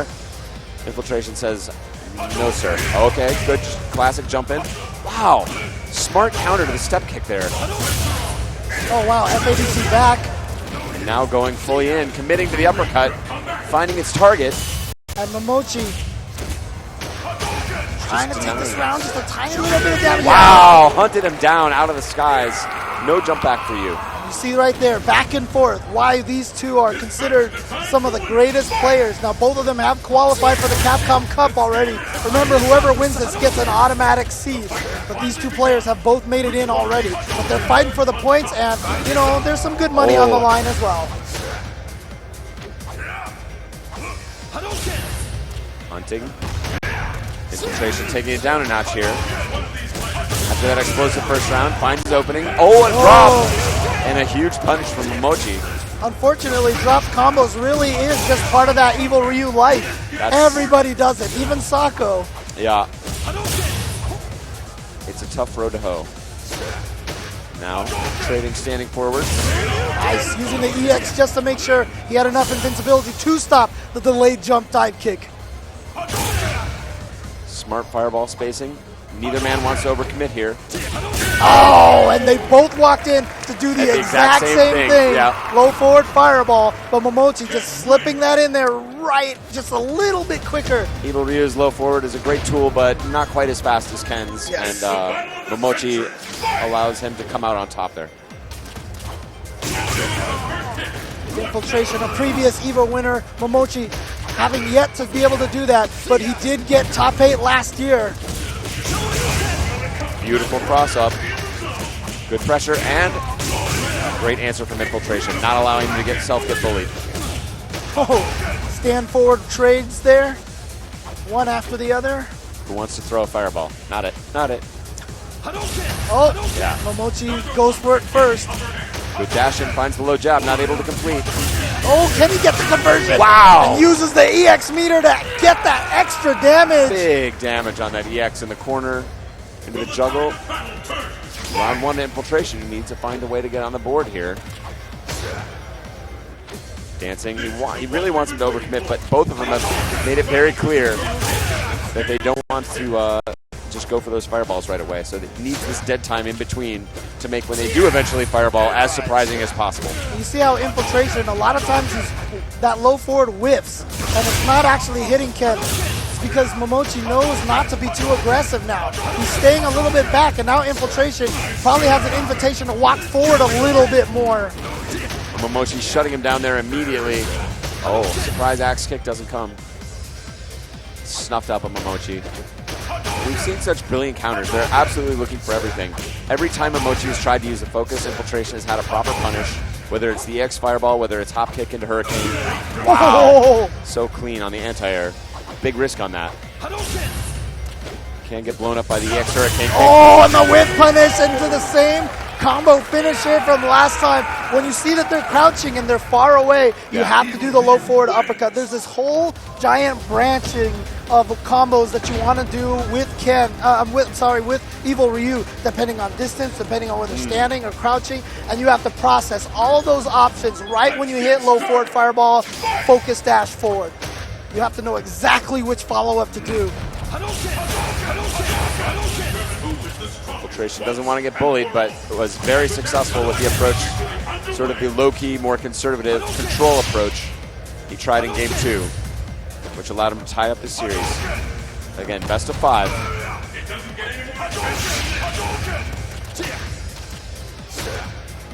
Infiltration does not want to be the first one to throw the fireball. There it is, only on the hit confirm. In this neutral game. Okay, got caught in the backdash. He's willing to pay that price. Slight advantage from Momochi here. And again, Infiltration just not willing. Oh, wow. Wow, waking up trading on uppercuts, yep. And now here comes the pressure. This is the situation he wanted to avoid. Infiltration wanted to avoid exactly that. And was willing to go in a little bit after his knockdown. Answered by Momochi beautifully. And honestly, that all of a sudden, Momochi went from defense and then just all of a sudden, this flurry of offense, and he just came right at him and took him out. That was the range he knew he could prosper at, and that is the range that Infiltration was not want to allow him to have it. Holding him just outside of that low forward range. Understand that. Infiltration overcommitted there. Now Momochi able to punish. He knows he has the round advantage and the life advantage. Now Infiltration finally admitting, like, all right, I may have to actually attack here. That's a nice call out with that fireball because it does give him the soft knockdown as well. Wow, Momochi with no anti-air, but Momochi's with punishing has been immaculate this game, whole set. Both of these gentlemen have basically tried to build their entire game around whip punishing, which causes them to dance back and forth at that range doing nothing because they're waiting for the other one to overcommit with a small whip. The slightest mistake here. Oh, wow. Infiltration challenges. Needs to burn the meter to close in. Now knows he must be much more aggressive. Realizes it puts him at a disadvantage. Momochi not taking the bait. And Infiltration saying, look, I was being aggressive. Don't you want to uppercut? He says no. Yeah, that's actually a really good call because Infiltration was being a little aggressive, and now you can just kind of see. You tried to switch gears, yeah. Yeah, I mean, you keep using the word defanged, and that is exactly what Infiltration looks like right now. He looks positively toothless right now. Momochi's Ken has been so clean. Probably a better overall mix of offense and defense. And Infiltration's looking like at this point he's been figured out by Momochi, and he's looking a little bit unsure. Evil Ryu isn't really able to attack, and that's part of why Ken gives him a difficult time, because he's able to be outpoked in the neutral game, even though Evil Ryu's sort of burst damage when he does find an opening, obviously, for the most part, much greater than Ken's. Now let's see if he can find which character here is going to act as his set of dentures and give you some of those fangs back. He's going to reach into his magic hat. Could it be a random select in the EVO finals? It would be definitely a first. Hakan. But this is almost, if you play one character, this is never a thing you have to spend time thinking about. You play two characters, you might have a backup. Infiltration may actually be suffering from the fact he plays so many characters. Maybe none of them are a clean counter to Ken, but he has to think through all the different possibilities. What's going to be most surprising? What? Have we? This okay. is what? I have seen him play this character before. But he's locked in. Not on a world stage like this. Not at the biggest tournament of all time. This is akin Oh no, this is classic Infiltration and also a shock. This is akin to B3, Alex Vai busting out Sagat in grand finals of Alpha 2. A character that just no one even thought was even a possible choice. It's that level of surprise. Let's see what he's got to bring to the table here. Even when he brought out Hakan, a lot of us knew that he used Hakan on the side. And he's got an Abel dance here. He's trying to lure him to sleep, but what is the surprise that Abel has? Is he looking for the roll? Trying to not step kick too much? Does he think he can win on shorts? This is one of the advantages of Ken, though, is that he's a character who doesn't have a lot of weaknesses. He doesn't have a lot of bad matchups, but maybe Infiltration knows something that nobody else does. And look at this so far, nothing but clean. Something that you see a lot from Abel is overcommitment. Infiltration is basically playing exactly the same game he was playing with Evil Ryu, but now with a more potent character in terms of fireball punishing. Such clean counters, and again, holding almost exactly the same distance he was with Ryu. He's had about 2 or 3 anti-fireball moves already. He's focus dash through, tornado throw, EX wheel kick. What? So clean, but Momochi waking up with the uppercut. Okay, great tech. Oh, wow, I love it. Twice in a row. That dirty stuff. Oh, didn't commit to the cross-up. Doesn't find the combo. Oh, no, too late there. Oh, he just goes in there. Should be it. Yes. Was that? There it is. Infiltration. And I like not just that he won, not just that he picked the most unbelievably shocking character, but so clean. Such confidence. Says, I'm going to stand behind this wall of shorts, and you want to hit a fireball. You want to throw a fireball, and I'm going to shut you down every time you try it. I just thought of something here. Did Gustavo and Momochi play each other at CEO? No, it was Smug who beat Momochi. Okay, never mind. Gustavo. Of course, showing us how powerful this character could be. Infiltration, trying to take it one step further. And again, no overcommitment, no roll shenanigans. He's not rolling into a ready Ken. And the craziest thing is, this looks like he's been playing Abel for years. Yeah, such confidence. He knows, oh wow, he made a super gutsy read, doesn't come. But finds tornado throw. Oh! Wow, I love that from Momochi saying you'll never go for up grab in this situation after you just missed it a second ago. EX roll to escape. Wow, gutsy dash in. Woo. What? Beautiful stand strong. He's had the low forward, the stand strong, anti-air. So clean. so fresh, so clean. Oh, beautiful distancing there. Made it so that it wasn't very punishable at all. And he's attacking into the space. He's not even trying to necessarily hit Ken. He just wants Ken to try that step kick to get shut down. Oh! That was almost like a reaction. It was perfect. It was perfect. Now as Momochi, what do? Do you think about one of your own backup characters? Look, Momochi knows how to use a lot of characters too. We've seen him bust out Elena in tournaments. We've seen him bust out Evil Ryu himself in tournaments. But he just beat his Ken. I don't think Evil Ryu is the answer, but Elena could be a possibility. This is the gamble that Infiltration has made. He knows he has picked a slightly more fringe character in Abel. He is down to his last game in this set. He has committed to this fringe character saying, I don't think Momochi is really serious about his other characters as counter characters. Right. He wants to stay with Ken. He wants to go the distance. He could try and earn a character advantage here by switching, and he is putting Momochi to the test right here. He's put him in the hot seat, and with a beautiful round. This actually shows a metagame level of the beautiful choice of Abel here. Because he's picked this character, and it's throwing Momochi off so much that he doesn't even know who to pick. He's thinking about it so hard. He is going with the Elena counter. So this is what Infiltration hadn't hoped. He had a clean counter with Ken. Momochi says, you want to take it to the metagame? I'm going to take it to the metagame. And this is what makes fighting games so thrilling for me. These kind of tough decisions where you have to bet it all, put it on the line. And that is what these two incredible competitors are doing here. Momochi had made, I think, Infiltration's Evil Ryu look a bit hopeless. The Abel switch, super clean, now counter switch by Momochi. Says, let's see just how well you know this character. Yeah, this is a tough match now because that crouching jab that Elena has is such a good space controller. And, you know, Abel's always used that stand short right there. And stand short, I believe, is outclassed by Elena's. Oh, no! Some character unfamiliarity right there. Oh, but he drops the combo. Character unfamiliarity on both of their parts. Now, Elena also with some unusual... Oh, powers right through! Really empty jump armor. Incredibly smart. But this is what he's going to have to play against. Just the short, and then the surprise. Oh, okay. Oh, what defense. He says he's here to play. Wow. Wow, really? Committed to the level 3 focus attack, and he's going to get the healing. That's the demoralizer. And now a long road in front of Infiltration as he stares at that life bar, newly refreshed by Momochi. And Momochi doesn't want to commit. I would not do any mallet smashes because somehow Infiltration knows that that's what that one block of meter is going for. So Infiltration may try to crouch fierce it out of the air into Ultra because that's the only way he's going to land the Ultra. So just don't go into the air. Do not go into the air.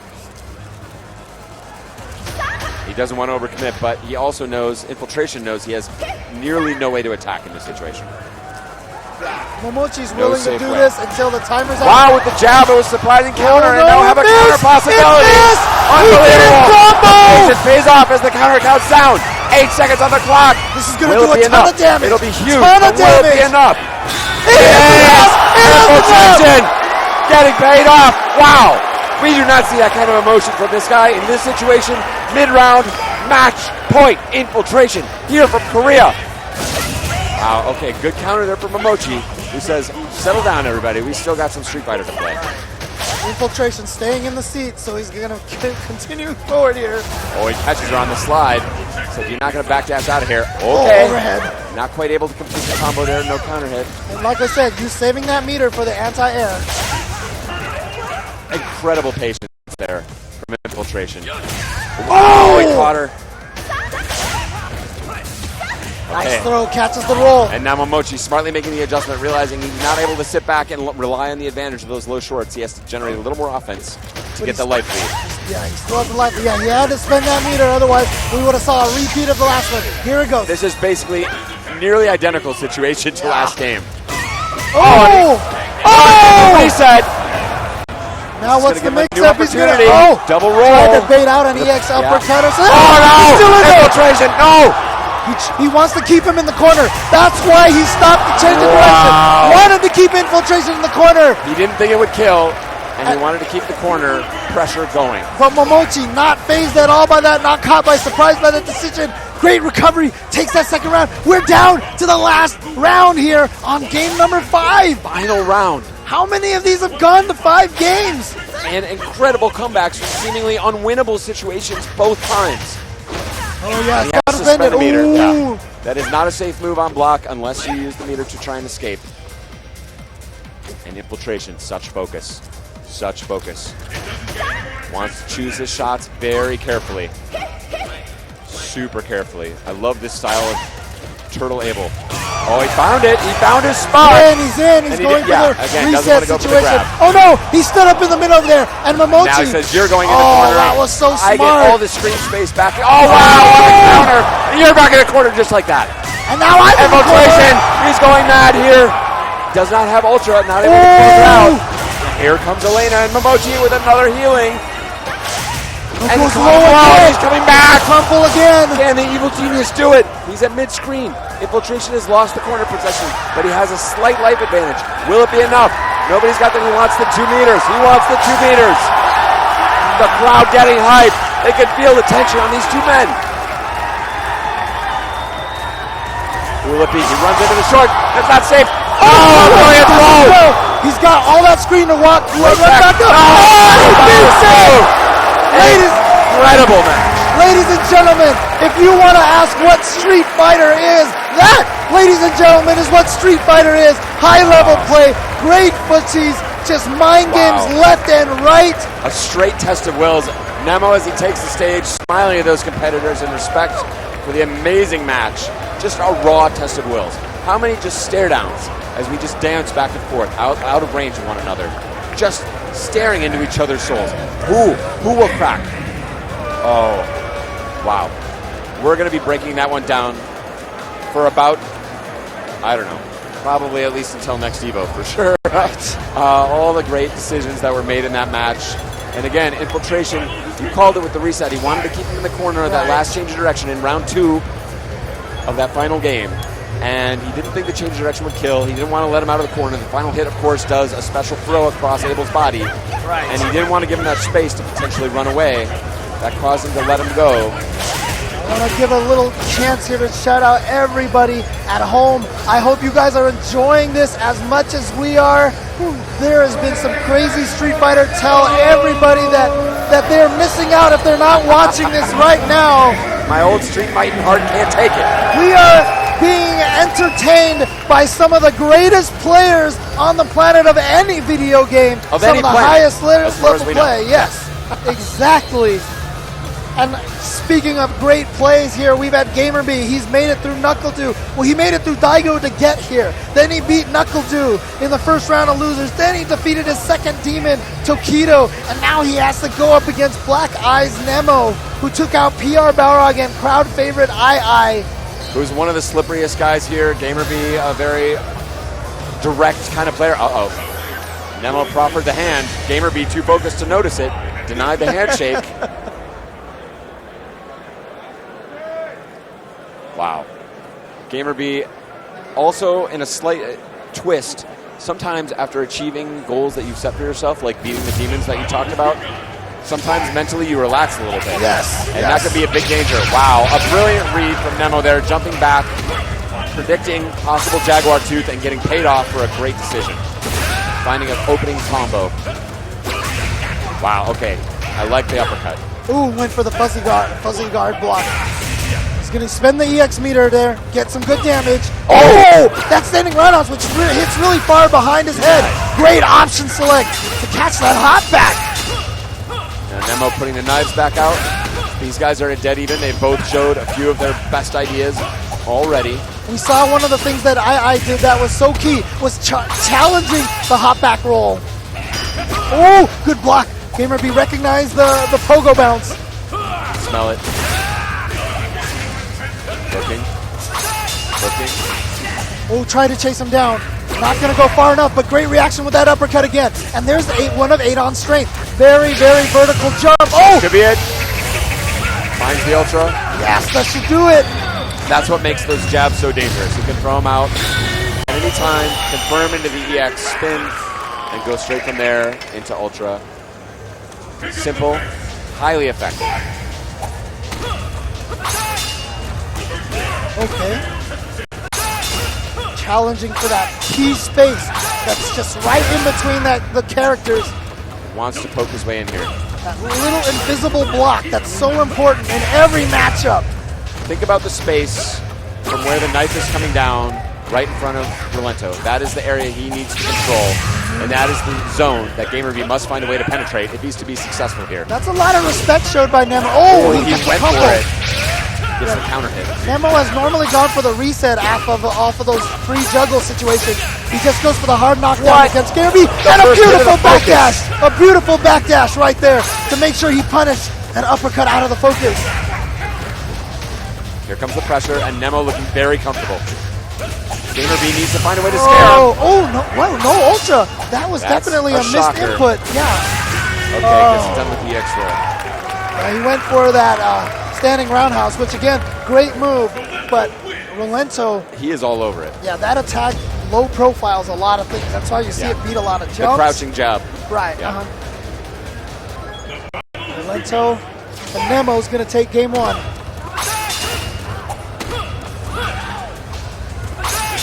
There's that zone. He's establishing that nice little isosceles triangle. It's a right triangle. All right, GamerV trying to get in there. This is that pressure that he wants. He wants to keep up. Okay, that's the best punish that Adon might be able to get is just that low strong into continued pressure. Oh, trying to throw, and that might be the lifeline he needs to force Nemo off of his game. But here he comes. Again, that hard knockdown. And I love the forward dash there. That affords GamerV that option. He remembered last time after he got hit by that slide. Ooh, that neutral jump roundhouse, such a beefy move. Goes in for the throw, just takes the round. A tiny weight. GamerV feels good about that. Yeah, you always do that little delay. I call that the syncopation. Yeah. It's just a little offbeat, just in case they do a wake-up something. Oh, the Nemo combo. Oh, he hops away. Bouncing the wrong way, but bouncing to safety. Oh, okay. Oh, that could be a possible punish. Not able. Oh, the shenanigans there. You see a lot of Rolentos go for that. People so used to for the FADC dash. Sometimes you let the baton rip. And sometimes you catch them on a counter hit like that and get the crumple. And now GamerV being ground down as he looks just a bit helpless here. Not sure how to attack into this blur. He's got the 2 meters for uppercut FADC, so Nemo has to be careful. But he has to make it land. Ooh, reset opportunity. He wants to go for the chip. So GamerV backdash, but Nemo chased him down with that little pool cue poke. And it hurts because GamerV found the jabs that he needed to begin his stuff, but it wasn't able to recognize in time to hit confirm.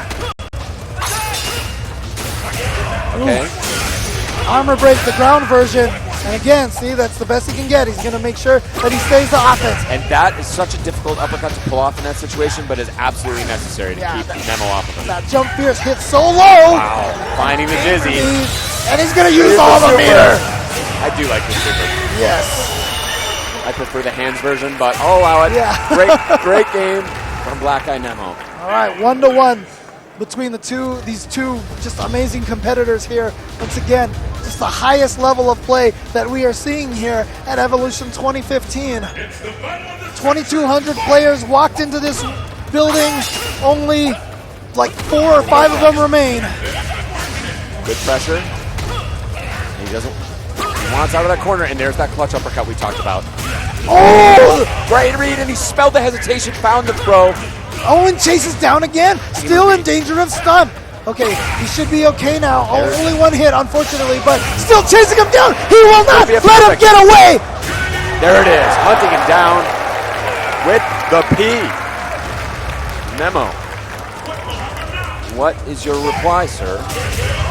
And immediately, just with a stand roundhouse right there, just a little bit of a check. Yes. Says, you know what? You want to try to turn this momentum around and be aggressive. I will throw the stand roundhouse at you and counter your aggression right now. No aggression for you. There it is again. And that's not letting it get started. GamerV's defense has been so good right now. That time it goes unchallenged. He has found the magic range, and somehow Nemo looks helpless here. Yeah, one of the keys really has been that GamerV's been peppering in some neutral jumps in there now. Yeah, like that. Make him think twice. Yeah, it's caught a few things like slides and rolls. I love, oh, finally he commits, but Nemo finds a huge punish. And see, GamerB was doing just fine what he was doing. That Jaguar Tooth was ill-advised, I think. He didn't have to go in. Hard. Oh, no. Oh, it reached! It reached! What a reaction! What a confirmation! He stole that one away. An absolute steal. GamerB was playing the game he wanted to play, not even trying to enter his little triangle of death. Nemo finding the opportunity to steal it back. Yeah, that Jaguar Tooth took some damage, and that damage was enough to put him at about even life that GamerB didn't feel comfortable turtling anymore. Oh, gets him with the fuzzy guard. Oh, nice. He's going to be able to get an extra juggle in the corner. Close to Dizzy. Oh, he tried to fake the fuzzy there it is. But he gets the low, strong stun. GamerB. Is this going to be enough? He goes for the fancy combo. And GamerB. Unbelievable. To be able to pull that clutch combo off in right there. In that situation, that is unbelievable. 2 Ps. He got 2 perfects that game. Nemo, the villain of the crowd, in the eyes of the crowd, definite villain. His face has been slapped with the white glove of GamerB. 2 Ps. Nemo, I challenge you to a duel. Slap, slap. Yes. GamerB now. Okay, now back to that roll counter you have. Oh, but that neutral jump that I talked about, that's been so key for GamerB. Finding its mark once again, and another Dizzy! What is happening here? And we should make the point. Oh, no! He tried to do the same fancy combo, not able to come that time. Again, that neutral jump, that beefy jump roundhouse of Adon. Feels finding so good. its mark so many times. That is the true stinger from the GamerB. This is loser's bracket action. If GamerB can close out this round, he will have eliminated Black Eye Nemo from Evolution 2015. Oh, what a backdash to avoid that focus. Nemo gets out of there, but just hasn't been able to gain any sort of offensive momentum right now at all. And now some neutral jumps. Oh, yes, only 2 hits. He gets the extra juggle, and he's going to chase him down. He is so on point. Oh, he went for the focus. He pays the price there, but he won't cash in the ultra there. Oh. Denying him that fake offense. Again! GamerB. Instant overhead into it. EX Air Jaguar kick. It's going to be the combo. The Kung Fu bow. Such respect. Wow. Is this the year? GamerB has put in the work, has put in the time, has focused. But you know what? He finished second place. Do you know who he finished second place to at EVO previously? Tell us, James. Infiltration. And who is he facing next, James? Infiltration. The Deuce, you say?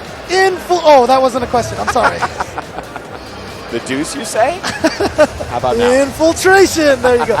No, he has to get through Infiltration. But you know what? Infiltration. He is as dominant as he's been in Evolution Street Fighter 4 history. He still has only won 1 EVO. It feels like he's won like 3 of them. It's a guy we see all the time, puts in the work.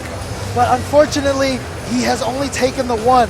You know how much this guy wants to get back there. When he lost to Momochi, you saw the wince on his face. It's true. So, Infiltration, a mere one-time EVO champion. Yeah, so you only won 1. What a scrub. I know. Can't believe this guy's even here, honestly. But you know what? Again, GamerB hasn't been able to win an EVO yet. That's true. Momochi and GamerB, this will be their first Evolution win, if they can close it out. GamerB is walking the path. He has conquered his demons, as you pointed out. He has put in the work. He has ground his way to the top with a character that nobody thought was good at the beginning. He put his mark down. Now, one final EVO former champion remaining in his path before he can face Momochi in a potential grand final. Oh, are we going to get the character dance? No, Infiltration says, I don't care if you pick Elena. My character, I feel I can counter both of them. And I believe this was the result of a blind pick. Oh, okay, so Infiltration able to use his deep character knowledge to get GamerB to overcommit to Elena.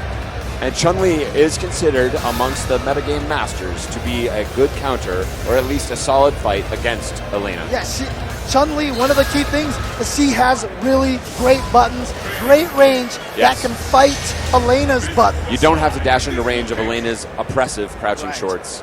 And honestly, Infiltration can probably be considered one of GamerB's demons as well. Like I said, he's the man who robbed him of the... Yeah, sure. He's the man who robbed GamerB of his EVO championship of second place finish that 1 year. On the way to the top of the top, everyone's a demon, man. They must all be slain. one by one. Giants must fall. And the fireball, of course, something else we should acknowledge as an important element of this offense. Elena, there it is. Just focusing it Focus up. back Just dash. like that. Yeah, that's the trick. We could be in for a long haul here if this game keeps up like that. Nice EX reversal. Okay, good clean punish there by GamerB. Oh, love the stand roundhouse. Owning that space, saying, no, you can't just walk in here.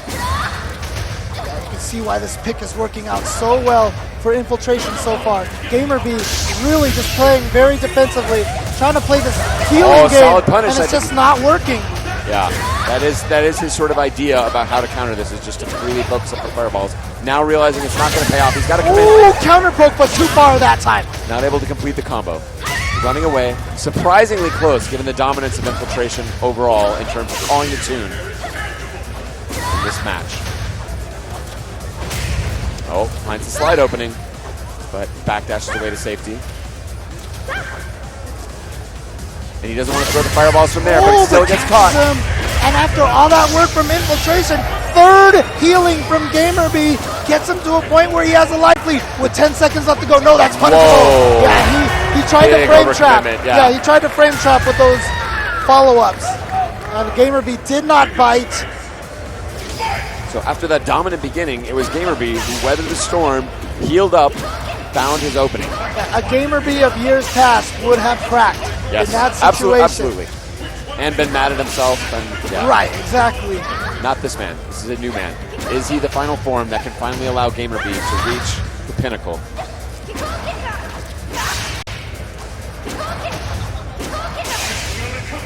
Holding the distance. Anything outside of low roundhouse range, you can throw fireballs. Oh, he knew he was going to get hit. He didn't even cancel it. He just let it rock. Because he knew it wasn't going to be a huge hit. And look at this. What he did there was create a scramble situation and was able to come out the better of it. And now with a huge life lead over Chun-Li, who has no healing. Get over there, out of the corner.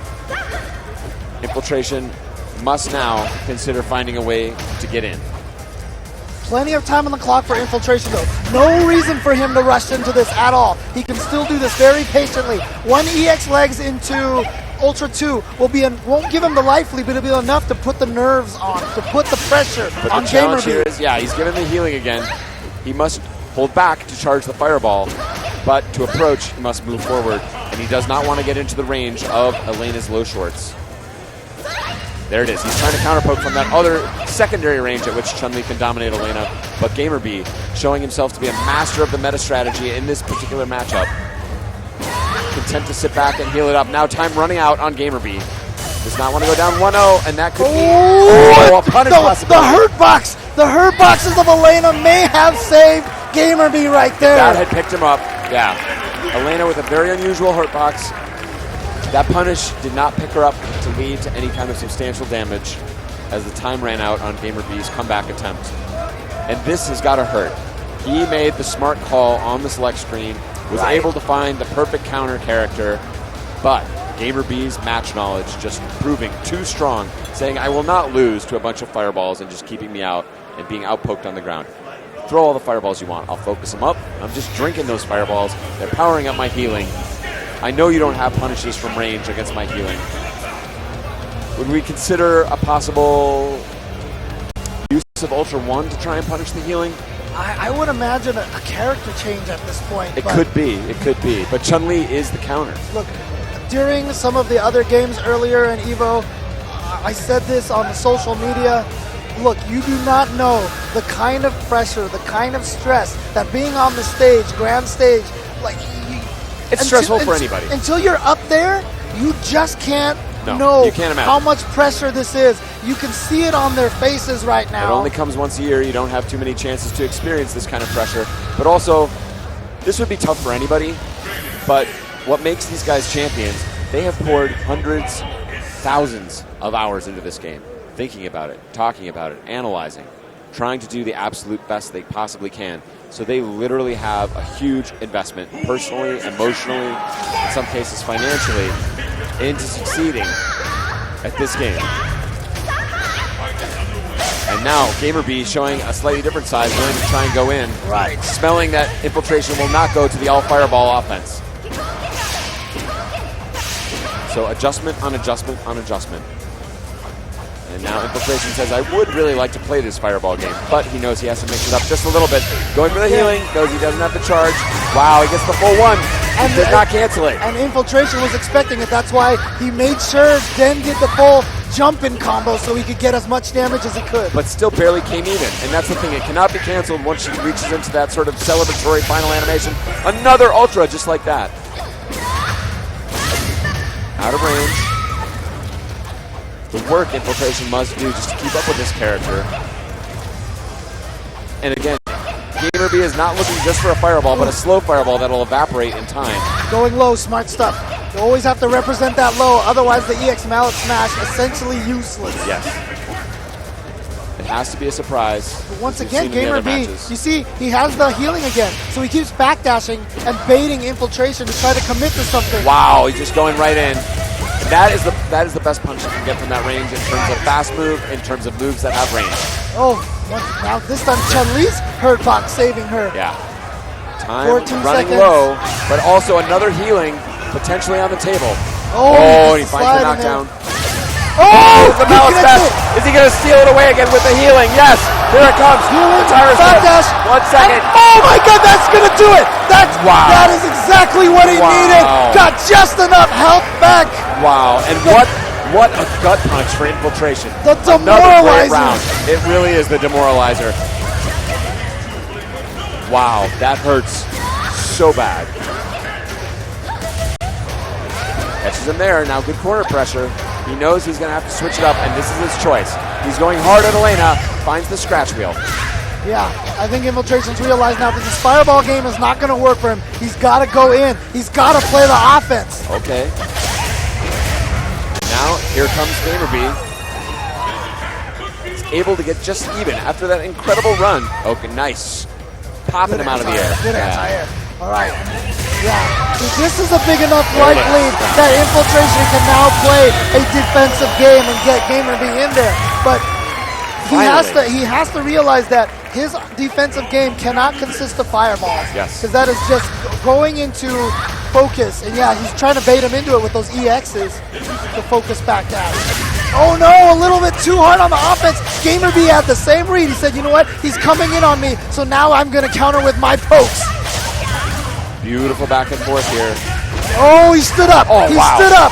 Oh, but just like this, they're taking the offense right to one another. It's going to give him a lot of ultra, but put him back in the match. He shut down that he would have liked to throw a fireball there, but knows better in this situation. He knew better. Yeah, but Gamer B still with a life lead, yeah, and he still has that healing locked and ready to go. And there's how he baited it with that back, with the EX fireball, was able to get some extra damage.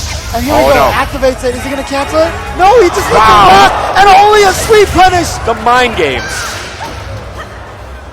Yeah, Infiltration didn't believe he was going to let it go that whole way as well. Gamer B is in his head with that healing. And James, you asked me before earlier, is this man a demon? I would say yes.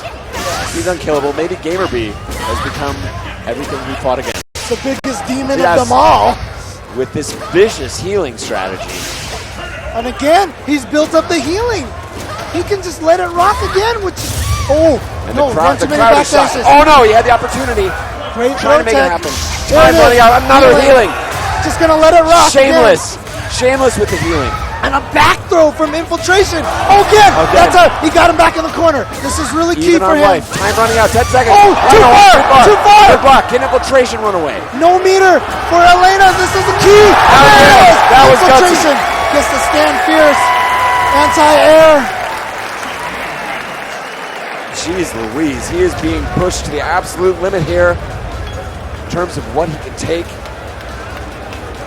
How many times, how many life bars worth of damage does Infiltration have to deal to defeat Gamer B? Gamer B, such a good guy, such a nice guy. No one's nice on the battlefield. Hard to pull for him in this one. Yeah, this is, he is really sticking it to him with some genius understanding, using the low fierce, which advances slightly. to get underneath that neutral jump from Elena. Very smart stuff. And to be honest with you, this is 1-1 right now. I swear this feels like it's 5-5 already. It feels like, yeah, this is a best of 9 set or something. We are going to the limit in terms of time. We're going to the limit in terms of how much damage can be possibly dealt. Infiltration standing strong, but how many mental resources is this going to take to see as we decide which one of these men will move on to face Momochi in Grand Final. And there it is again. Infiltration with a pretty solid punish, not letting Gamer B come all the way back into it. Oh. Infiltration switching it up here now. Oh no, that's going back to that healing, and he chases him down. Solid punish. Yeah, the slight. Oh! That went right through somehow. But not a huge punish. The Scratch Wheel has some properties in Hazanshu as well. Oh, fakes it out. Oh, but a little too far. And Infiltration's going to get the punish here. Huge life lead, gets him with the overhead. Did not have Ultra there to follow up those EX legs. Oh, he gets him. Just like this. He's going to get a safe Ultra. He's going to get a safe healing. Even. No. Can take a few more hits now. Watch out for that EX mallet smash once again. He will not be able to heal there to survive this. And denying that neutral game. So Infiltration somehow finding the internal fortitude, the will, the absolute will to say this guy is going to be healing 50, 60, 80% of his health bar back over the course of these rounds. I have found the right mix. I have to find the right formula of offense, of defense, of fireballs, of going in to crack this case. Yeah, all he's saying is, that just means I have to kill you twice around. I'm fine with that. I have no problem with it. Do your thing, Gamer B. I've got it covered. Gets hit out of the air there. Nice situation. Ooh, very fortunate trade. Gamer B not willing to be put on his heels. Wakes up the Scratch Wheel. Bold stuff. Oh, not a punish. Fail punish. Try to frame tap again, as you talked about. Oh, not expecting that wake up, but again, the healing already go with punish. What a counter poke. Ultra 2. It's not going to be enough. And now the healing fully stocked, and he's going right at it. And only a stand strong punish. And he has the life lead now with that. Oh, good timing on that punish. Like we said, odd block stun catches a lot of people off guard. And who is this sorry character, Chun-Li, that gets only 1 Ultra per round? Like, that's not, that's ridiculous. Oh, that's it. Oh, no! Oh, no! He comes at the last minute. And he goes for a simple combo! Another mental break. This is, again, the pressure we talked about. The fact that he's having to kill this character 2, 3 times to get the job done. It is so mentally draining to have to kill this character that many times. And he crouched just a little too early, maybe switched his mind about what he was going to do in terms of anti-air at the last minute and paid the ultimate price. And that also is a benefit of that really odd jump timing from Elena. Sometimes you don't have, reactions can help you in those situations, but if you do reaction timing, it's just going to whiff under her. And again, smelling that jab fireball that will evaporate. No punish at all. And Elena is ahead, just like that. And now with that combo, she's ahead by a lot. Oh, great whip punish again. Here comes Infiltration. Hazanshu. A little too far, though. It's a combo after the Hazanshu. Gamer B wisely just doing nothing. He knows Infiltration doesn't want to overcommit. Says I can just chill back here and block. And his block cross-screen threat is basically that healing again, the demoralizer. Wow, huge damage, and look at this. Look at that. What do you do? Infiltration as we speak. The meta. The established meta of which character beats which character may be changing as we watch. Oh, and then just a crouching jab to finish it off. And you see Gamer be there with a sigh of relief nod. Does Infiltration have the gas in his tank to survive this? This is really key because that second game, that meta changed. Like you said, Infiltration started getting it. And that's why Gamer B let out that sigh right there, because he said, you know what? I weathered that storm. I solved that problem. And now I am back in control. I am back in the driver's seat. And Infiltration has to think about what character to pick again. I think you're absolutely right. These games are, we've talked about speed chess, we've talked about poker. In this sense, also a puzzle box, an active, dynamic, action-filled puzzle box. Yes. And we are seeing solutions on solutions. Infiltration had basically decided he accepted the established meta. Right. Chun-Li beats Elena, I have a great Chun-Li. I'm going to play this match. Use the blind pick option, which is, again, where you tell a judge which character you're going to choose, and then the opponent picks first, and the judge enforces that you chose the choice that you told them. So a bit of metagame happening there. He made the right metagame call, and GamerB, with a relentless, I think, dare say, shameless approach to just hanging back and using that Ultra option he has. Again, the way he's doing it is the focus allows him to absorb the fireball, and that still powers up his Ultra meter. Right. And he's able to just sort of fight from across the screen by not fighting at all. Infiltration.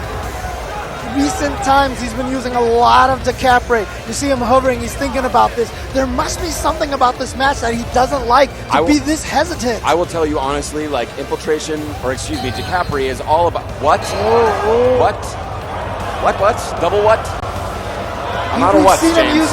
We've Literally, seen him you use could spin the Rolento. stick and it would be anywhere. He's used Rolento against Snake Eyes at Texas Showdown. That's we true. know he has That's an excellent Rolento, call. but against Elena, is that necessarily a great call? To me, the DeCapre, the point I was going to make about DeCapre and why I didn't like it was the jabs. Like, what DeCapre is excellent at is getting up close, getting in your face, but ironically, Elena can just sort of hold back and hit the jabs into big damage potentially. What? This guy, you're not allowed to have a good time. He is. You were just put on your butt. That by is some incredible choices. He knows Infiltration's mind has been fried. Both of these guys willing to take a break, acknowledge what incredible players they are. The crowd feeling it. I got to give it up as well. Evolution 2015 Ultra Street Fighter 4 action. GamerB Infiltration taking it not only to the max here in battle, but outside of battle as well. It's a hype select screen. Okay, now they're going back to the water bottles. Everybody, this is Street Fighter you cannot miss. What will be the choice? Some metagame hype right here. Tell everybody, gotta watch this. The clock has been called. The judges have called the clock on him. Tweet it out. 60 seconds on the clock. Get everyone to watch this. This is amazing stuff. And we are going to have someone holding a clock on them. And GamerB is just laughing about it. He's Tony Cannon has approached the stage and officially called time on Infiltration. He must make a choice. He's not allowed to linger at the screen for an indefinite period of time.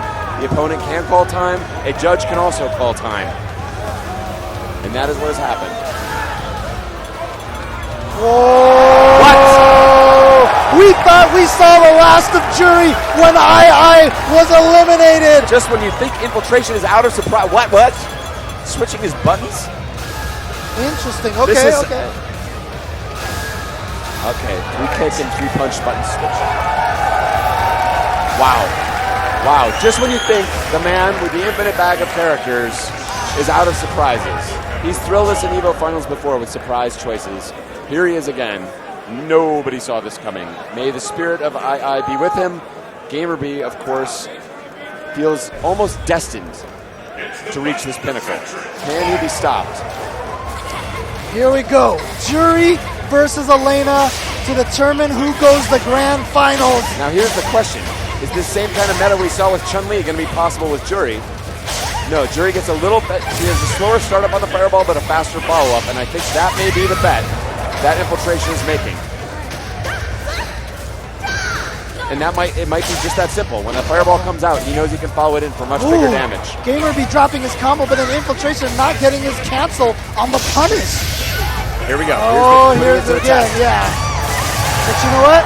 Jury can do probably a little more damage. A little more damage and a better, faster follow-up. Right, and no meter spent to get that damage. I love the slide from GamerB back there, smelling a neutral jump and finding a way to slide it out of the air. Oh, wow, trying reading to the counter out of there. Another healing in your face. Oh. Shutting it down, but now an even match, and here comes the Feng Shui. The problem with landing that dive kick, though, that might have reminded GamerB if Infiltration has a meter, he gets an EX dive kick from far. And GamerB very happy to spend that meter there, even though he was blocking just to try and grind out the Feng Shui engine to remove the timer on that, take that advantage away. Oh, and a punish on the overhead, the whipped overhead. GamerB is playing this masterful footsies game with those pokes. And GamerB says, you know what? I've got my own unorthodox Ultra, but GamerB not letting him get any play off of that Feng Shui engine. And now GamerB at match point.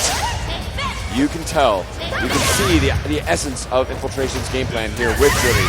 And it is a good idea, but does he have the execution to beat a player like GamerB? Character is an absolute master of the Elena match. Oh, he uses the counter to get out of the corner. Again, a big risk. But it is just not working. This is not working out for Infiltration at all. GamerB is making all the right decisions. Oh, try to chase him down. And I like that he's not trying to back. He's trying to threaten at all times. Stay just at that range. Wow. Oh, beautiful block. This may be his last chance. Yes. Feng Shui engine powering up. He's got to get it done. He can make all that life bleed away. Just like that. Just Goes like low. this. Wow. Here we go. Opening him up with the reset in the middle. Comes down to this. And Infiltration is here to play. Stay alive. Just like I said, that Feng Shui engine, just, it's so much potential for damage if you pull out those resets. And what may be one of the longest matches in Street Fighter history in terms of clock time. He is going the absolute distance. Must win this round in order to take it to the final game. And now he's got GamerB dancing to his tune, trying to come in and find a way through the fireballs. Oh, he switches up with a dive kick. I like it. Yeah, I'm surprised. Where's the focus backdashes that we saw from GamerB before to get the healing? And He's not doing it at all. This match is coming down to as simple as, like, who is mentally in control? Who, you know, if Elena can make Jury come to her, big stuff here. He's going to heal after this. Yeah. Get some of his life back, and just like that, tied in life. Very conservative, though, showing a lot of respect for Jury. Watch out for EX Mount Smash. That was what he was trying to, show. But Infiltration did not bite. Oh, here it comes again. But a position challenge. Wow, you knew he could do it. Oh! Great dash forward. Good challenge into the reset. Could it be enough? And the throw! Yes. Infiltration lives on! We are going to the final game. The final game. Two great champions. When everything looked like it was going GamerB's way, suddenly it has turned around. And how many times can this happen in one set where it looks just completely hopeless for the other man? And then he swings back. Infiltration, give me a little back rub, like, sorry, dude. I know this is completely... Meanwhile, in the offing, we've got Momochi basically cackling, knowing that these two potential opponents are being completely drained of their life force by this grueling match. I'm almost positive that Infiltration leaned over to GamerB and said, boy, this sucks. GamerB looks like he is going to make his decision here to go with Adon. If he chooses Ultra 1, he can easily react to a lot of the fireballs, the Fuhajin releases, counter with Ultra 1. Yeah. Infiltration, his die is already cast. He is not able to switch characters. You're only eligible to switch characters when you have lost. So it'll be advantage GamerB on the select screen going into the final game. And will the clock be called on these guys again? They know they've been pushed hard. It's been a grueling match. I think they're understandably taking as much time as they can. And he is going to do it. GamerB, known for his Adon. That is who he has basically pioneered in the course of Street Fighter 4. He's going to try to put it all on the line with this character. He's going home or he's marching to grand finals. What'll it be? Up against Infiltration in his seemingly endless character options. All of them played at masterful levels.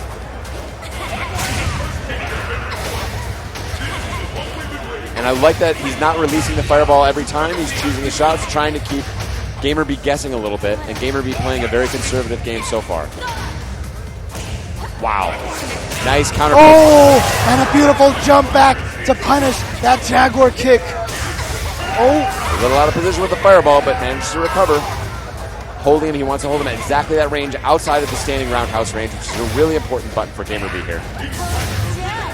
Safe on block when distanced correctly. And look at that! Knows that GamerB is playing a very slow defensive game. Just goes up for the dash throw. And yes, crouching under the fireball opens you up for the overhead, just like that.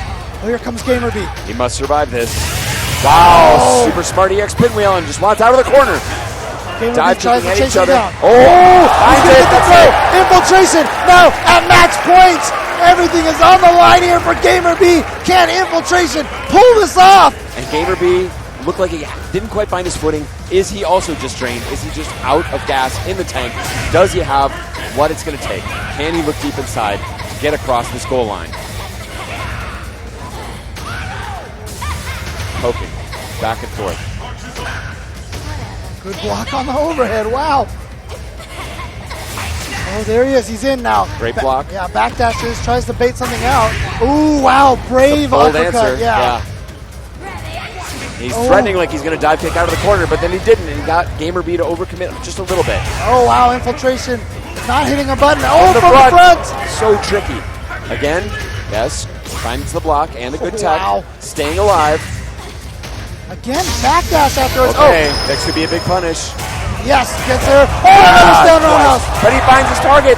Here he comes. Oh, but just goes for the uppercut. Gamer B is going to take it to the last round of Game 5 again. I don't know if I can take this, James. How many times have we said this? Game 5, this. last round, Ultra Street Fighter 4.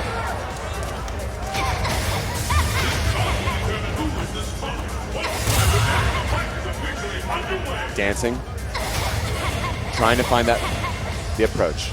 Wants to be in that stand roundhouse range, but also willing to sit back at the Jaguar kick range as a threat. Ooh, there it is. Get the Finds free juggle, it and a juggle.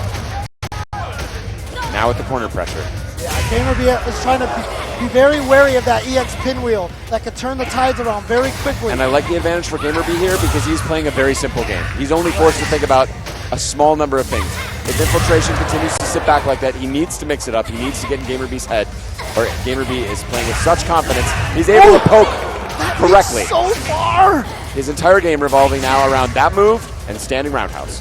Looking for an uppercut if the jump comes. Oh, wow. Oh, here it comes. He the must guess properly here. Danger time. Good block on the overhead. And now he's just going to get out of there. Oh, trying to counter. Smart stuff. The Feng Shui engine pretty much neutralized. Infiltration knows it. Doesn't want to overcommit. All back, yes. He's going to hang back and get it done in an honest way if he's going to get it done at all. Oh, tried to punish it with a great jump back, but a little out of range. Advantage of that EX dagger shoot very quick. Looking for the follow-up.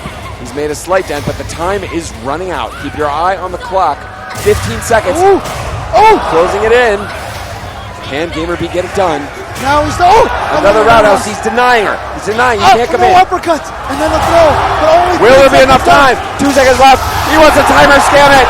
Oh, the final hit in the back. It's not enough. The timer scam works, and Gamer B advances forward. One of the most mentally draining matches of Street Fighter I have ever witnessed on a competitive stage at this level. Wow. Giant after giant. Wow. But they might be giants, but they're all falling one by one. All of them have to go home except one. Gamer B and Infiltration, two of the biggest giants there are in Ultra Street Fighter 4 right now. Gamer B is the one to advance forward. I feel like I'm mentally out of gas. Oh, I'm drained by that match. Drained. I didn't have to hit a single button all day today. These guys are doing it on the toughest stage at the end of the toughest tournament bracket in the entire world. Look, there are thousands of people and thousands of people in the audience right now. Every single one of them are just as gas. Audience, let's get excited. We are at grand finals. Look inside, find your hype. Man, that was I didn't have to hit any buttons. I'm wiped out. I'm wiped out. No words. But we are not at the end yet. We have the grand finals coming up. And what a grand finals. Yes. Momochi. Also been dancing on the cusp of true greatness for a long time. This has been the greatest year of Street Fighter of his entire life that I've ever seen him play. Easily. We've also got Gamer B. But you know what? The hardest working man in Street Fighter. What you said about Momochi applies word for word right now to Gamer B. I have never seen him play like this. Agreed. I have seen him, like, we made the comment, we have seen him crack under pressure. Last year, he traveled everywhere, worked super hard to try to get the Capcom Cup. He did not make it, and after he made it, his heart was broken. He had talked of retirement. He said, I didn't make it after all that work. Maybe I should quit. Maybe I should just retire. And then somehow that gave him a moment of clarity. Something, where he realized he was working too hard. And I noticed this at South by Southwest. And in talking to him, he told me, you know what? I realized that, one of the main reasons why I started playing this game is that it's fun. Yeah. I put too much pressure on myself. We talked about that. Yeah, it's hurt him. And so, even though he's putting a lot of pressure on himself here, I feel like the step back, thinking about it again, picking up Elena as a secondary character has changed everything for GamerB. And here he is, grand finals against Momochi. And of course, Momochi, there's just no words for how strong this player is. And what's tough about Momochi, too, he's nigh unreadable. The way he switches things up, very difficult to determine consistent patterns. Patterns where you're forced to bet big in trying to spot patterns, whether you're going to uppercut, whether you're going to reversal, whether you're going to backdash. He's so tough and willfully switching it up. It takes a lot of fortitude to be able to try and penetrate that. I got to also say, GamerB with a huge heart, hailing from Taiwan, of course, a smaller place. He's a big fish in a small pond there. There's a lot of love in his hometown for his accomplishments. He's a national hero. They are, based on his accomplishments, which have not risen to this level yet. So if he can pull the big one down today, he's headed home to an absolute hero's welcome. Look, if he can win this event, I have no qualms about saying in all of the years of Street Fighter 4 at EVO, GamerB has been the best performer. He's made the most top 8s. He's gotten second place one time. And if he can take this, then he is also a champion as well. I'll have to check the numbers, but we're going right into this grand finals action. EVO 2015. Intermedia's GamerB up against Evil Geniuses. Momochi, who is coming from the winner's bracket. That means he must win one of these sets. GamerB must win twice after an incredibly grueling match against Infiltration to bring him here. Right, 3 out of 5. He has to win that 2 times. Whereas Momochi only needs to win that 1 time. But that's why you struggle so hard to make it through the winner's bracket, so that you have this advantage. And he finds his way in, picks up the next juggle. Oh! The tricky stuff. Oh, he tried to go for a throw for the stun. But you know what? Don't push too hard for the stun. No, it's all right, and he backed off. He was like, I'll go for the throw. Well touched by Momochi. Back off. I'm going to get this done in an honest way. And the hardest thing, one thing too, is that with Momochi and Infiltration playing basically a marathon there, Momochi, who's sitting there, might get a little cold. You know, he just came from a marathon. Yeah, he came from a great match versus Infiltration as well. But, you watch this. Wow, what a reaction. I'd say if you gave me the choice, I'd rather be the guy sitting on the sidelines staying relaxed. But GamerB looking absolutely on point. The neutral game fireball punishes have been fantastic so far. Here comes Momochi. Not letting him just come in with that EX spin kick. He just needs to get in with maybe a low forward EX. I don't want him to overcommit to chip damage here. Don't do it for the chip damage, or at least please wait till a surprising time. Time's running out. Yes, excellent. There it is. Excellent. There it is. A lesser player would have gone for a special move to try and chip out in that situation. Starts doing wall-eyed Momochi, face and exactly. Yeah. Momochi would have been all over that. But GamerB smartly resisting those temptations. Okay, that's okay. His uppercut travels so far forward that the EX Hurricane puts him out of position to punish. Oh, that was supposed to be an EX Jaguar kick. Did not get it out. Momochi will take that any day of the week. Calm neutral here. Interesting jump back from Momochi. Not sure if he was trying to bait out a Jaguar kick or not. And you see how many people here are playing Momochi from the same range. They're like Jaguars, hovering at the edge. Well, I shouldn't say Jaguars. I meant Wolves, but the Jaguar kick came out. It was exciting. They're hovering at just that range outside of the fireball where they can react and punish, trying to shut down Momochi's offense. They also want to stay out of range of that step kick. They want to neutralize Ken's best weapon. That step kick is what gives him everything, and that is one of the advantages that Adon has, is that he does have the stand roundhouse, which can kind of mess it up, and at the same time, an EX Jaguar kick to punish fireballs from a little bit further Very dangerous, and that's why he's dancing back in there. Yep. He doesn't need to commit. Ooh, here we go. Here comes Momochi. Oh, wow. What a option. But he came out of the air. Wow. So on the ground, that would have closed it out for him. But because Momochi was in the air by just a little bit, that crouching strong didn't combo into the Jaguar uppercut. Rare miss time crosses up Hurricane there. Did not catch GamerB on its way down. Oh, nice. Okay. challenge, just goes with the uppercut. He knows he's got enough bar to make him safe. That time willing to get the knockdown and baits out the uppercut from Adon. Now, GamerB started out very strong, but it looks like Momochi has wrest control of the match from GamerB. We've seen Momochi do this time and time again. Wow. Smelled it coming the whole way. Good tech by GamerB to stay alive here. But he must now go in. He's not going to be able to hover back at that distance. Oh, he is. All right. Wow. Okay. Oh, just a little. He was not expecting the step kick. He wanted to set up the guess. After you block this, am I going to uppercut FADC or throw? Yeah. Right. He wanted to set that up. But Momochi smartly moving to a surprise position, causing that kick to whiff and the setup to fail. The battle has begun. Fight!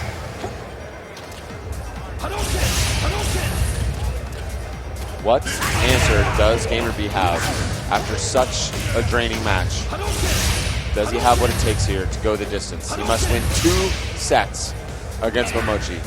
Truly, facing not only the biggest bracket in Street Fighter history, one of the most grueling matches in EVO final history, now must win 2 sets against a player who's playing incredibly.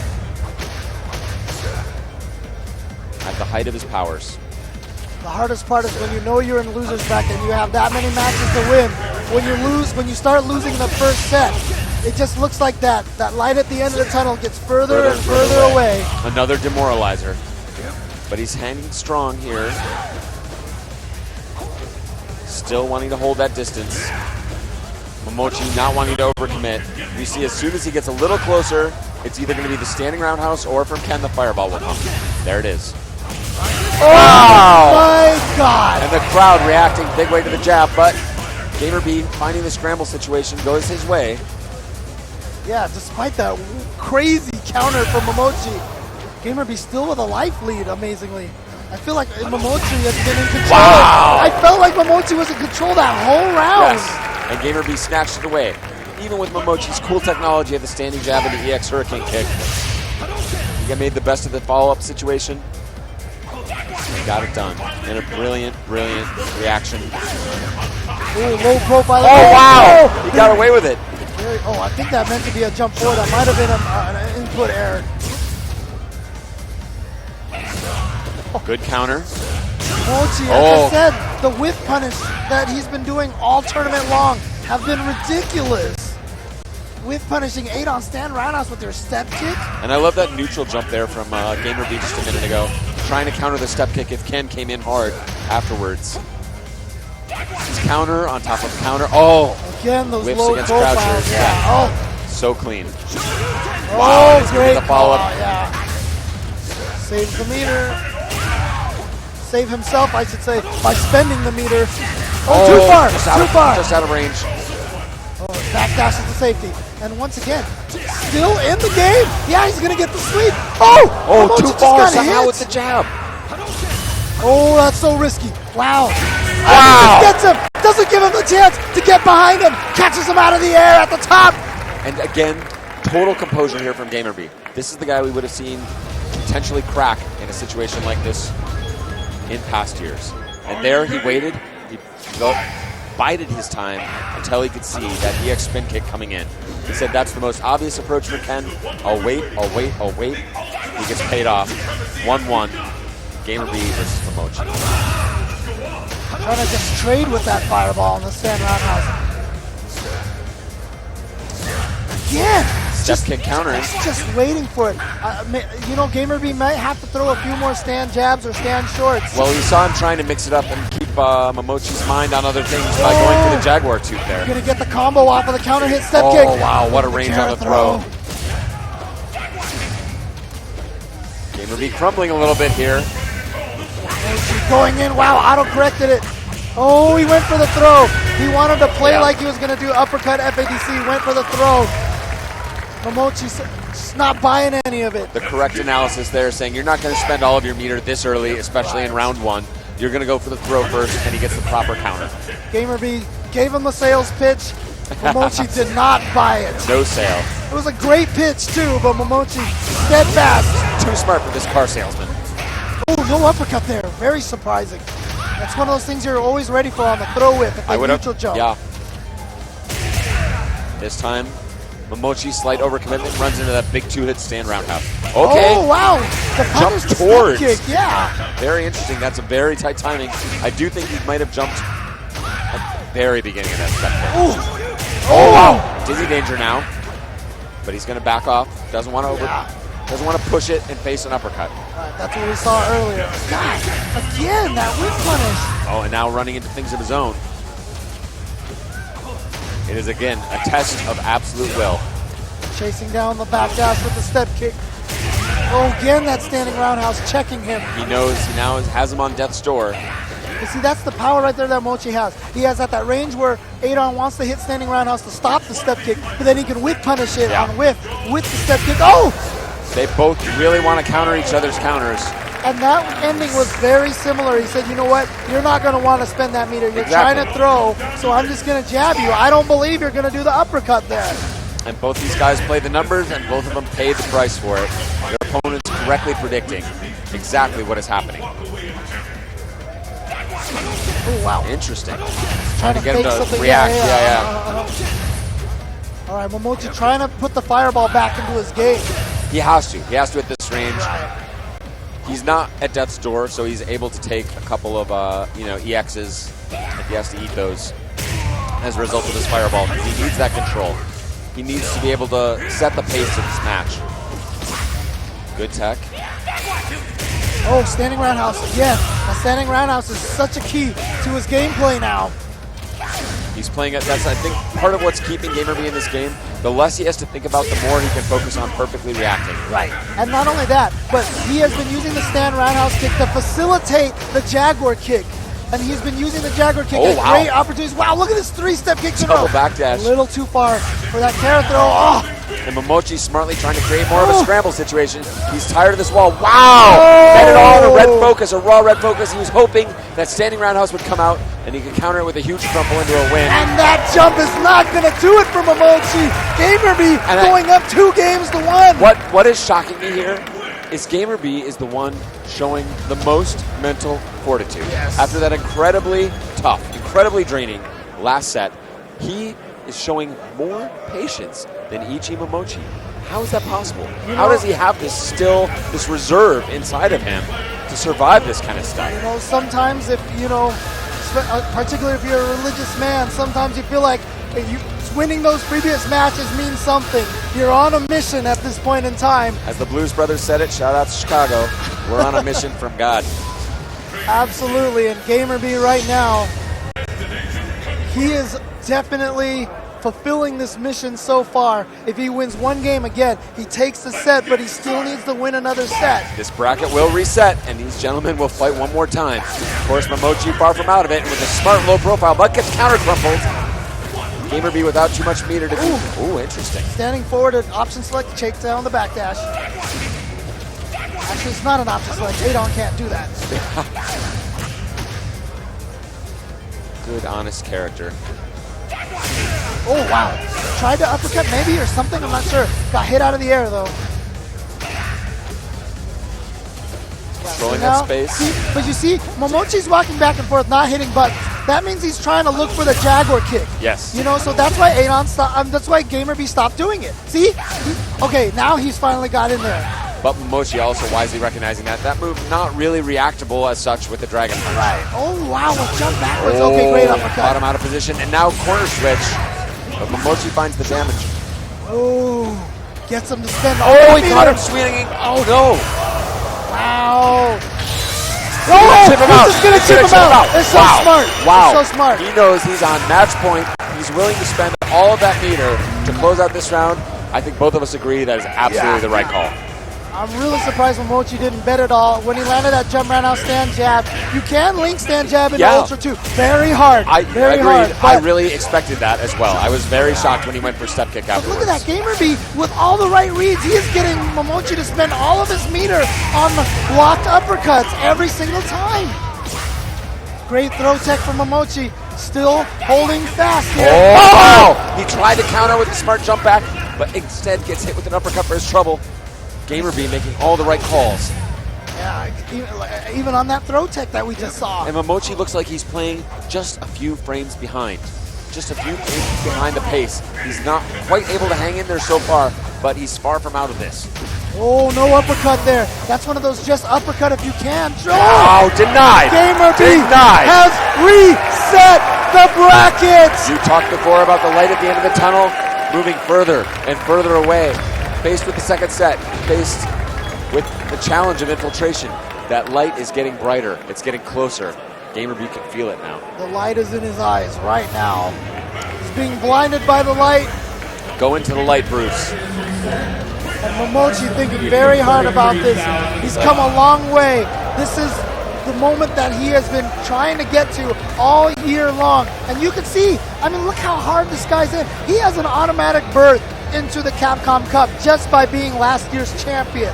But that has not slowed Momochi down at how hard he has worked and how much he wants to win all these events, particularly this event, EVO. If he can win the previous Capcom Cup and he can win EVO, that just cements him as one of the greatest players right now at this moment.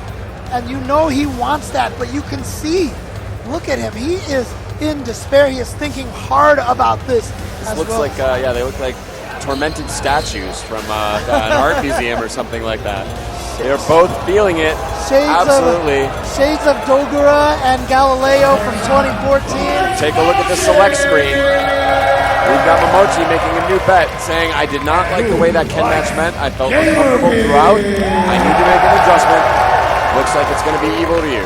Last year, our EVO champion started in the loser's bracket in top 8, worked his way match after match after match, became the champion. That was Luffy, perhaps Gamer B, hearkening back to last year, realizing it can be done, using that as an inspiration for him to be able to take this event.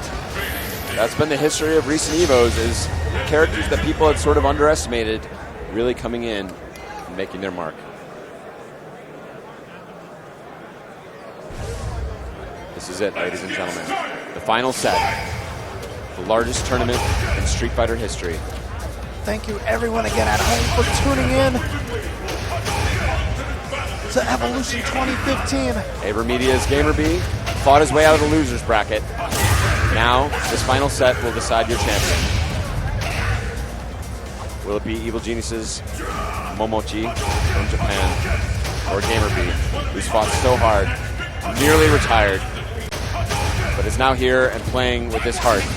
Playing the Street Fighter of his life.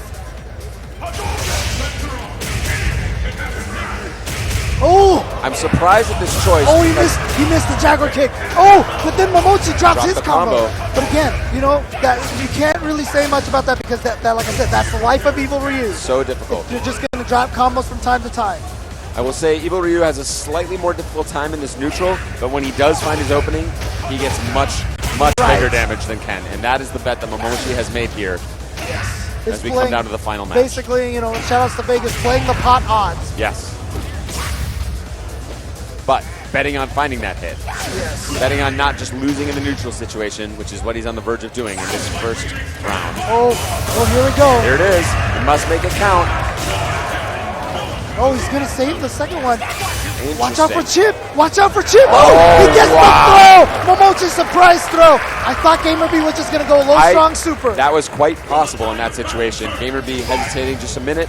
Momochi smartly recognizing, reacting with a throw, putting Gamer B on his back. Yeah, basically that was that moment. If you're not going to chip me, that means you're a little tentative. Yes. So throw. Time for the throw. Oh, from the front. He thought it was coming from behind. And the juggle. Oh, yes. Momochi answering back. Not able to correctly punish the backdash. All right. Again, Momochi trying to establish that fireball game. Gamer B getting some mileage out of his leader. Oh, no. He's just giving it away like that. All right. They can't get overzealous. Wow. Never mind. They're firing both at each other. It's like, you know what? You want to do this? You want to play the uppercut game? Let's play the uppercut. Yeah, and you know what I was about to say? You can't take too many risks at this point, but you know what? Gamer B's up there, not me. Well, what it is, again, it comes down to that test of wills. Like, oh, you're going to bully me with this wake-up uppercut stuff? Screw you. Ooh! Using that Jaguar kick to blow up, you know, the attempted sweep on landing. Again. Oh, here we go. Big damage. Finds the target. He's standing so he can go into the hurricane uppercut juggle. And not even trying to be clever on wake up. He just says, look, I'm going to chip you out. I'm going to wait for my next opportunity, build some meter. This is dangerous because if GamerB lands an EX, Tiger, if he lands a Tiger Knee Jaguar kick, he can go low strong super and just trade this ton of damage. He's in a very advantageous position with all this meter. But also running out of life. And now Momochi with the 2 bars he needs to do an FADC cancel into potentially huge damage. Oh, he comes there it is. And that should do it. Yes. Goes for the easy combo. Smart stuff from Momochi. Takes game 1. But he took game 1 from GamerB in the last set as well. It's true. He took it in a convincing fashion as well. Yes. And GamerB rallied right back. Again, seemingly endless reserves of inner calm, focus, what it's going to take to get this job done. Does he have an Elena counter pick for this, or is he going to stick with 8-on? 8-on it is. And again, the stand roundhouse, the basis of so much of this ground game, around which this entire match will revolve.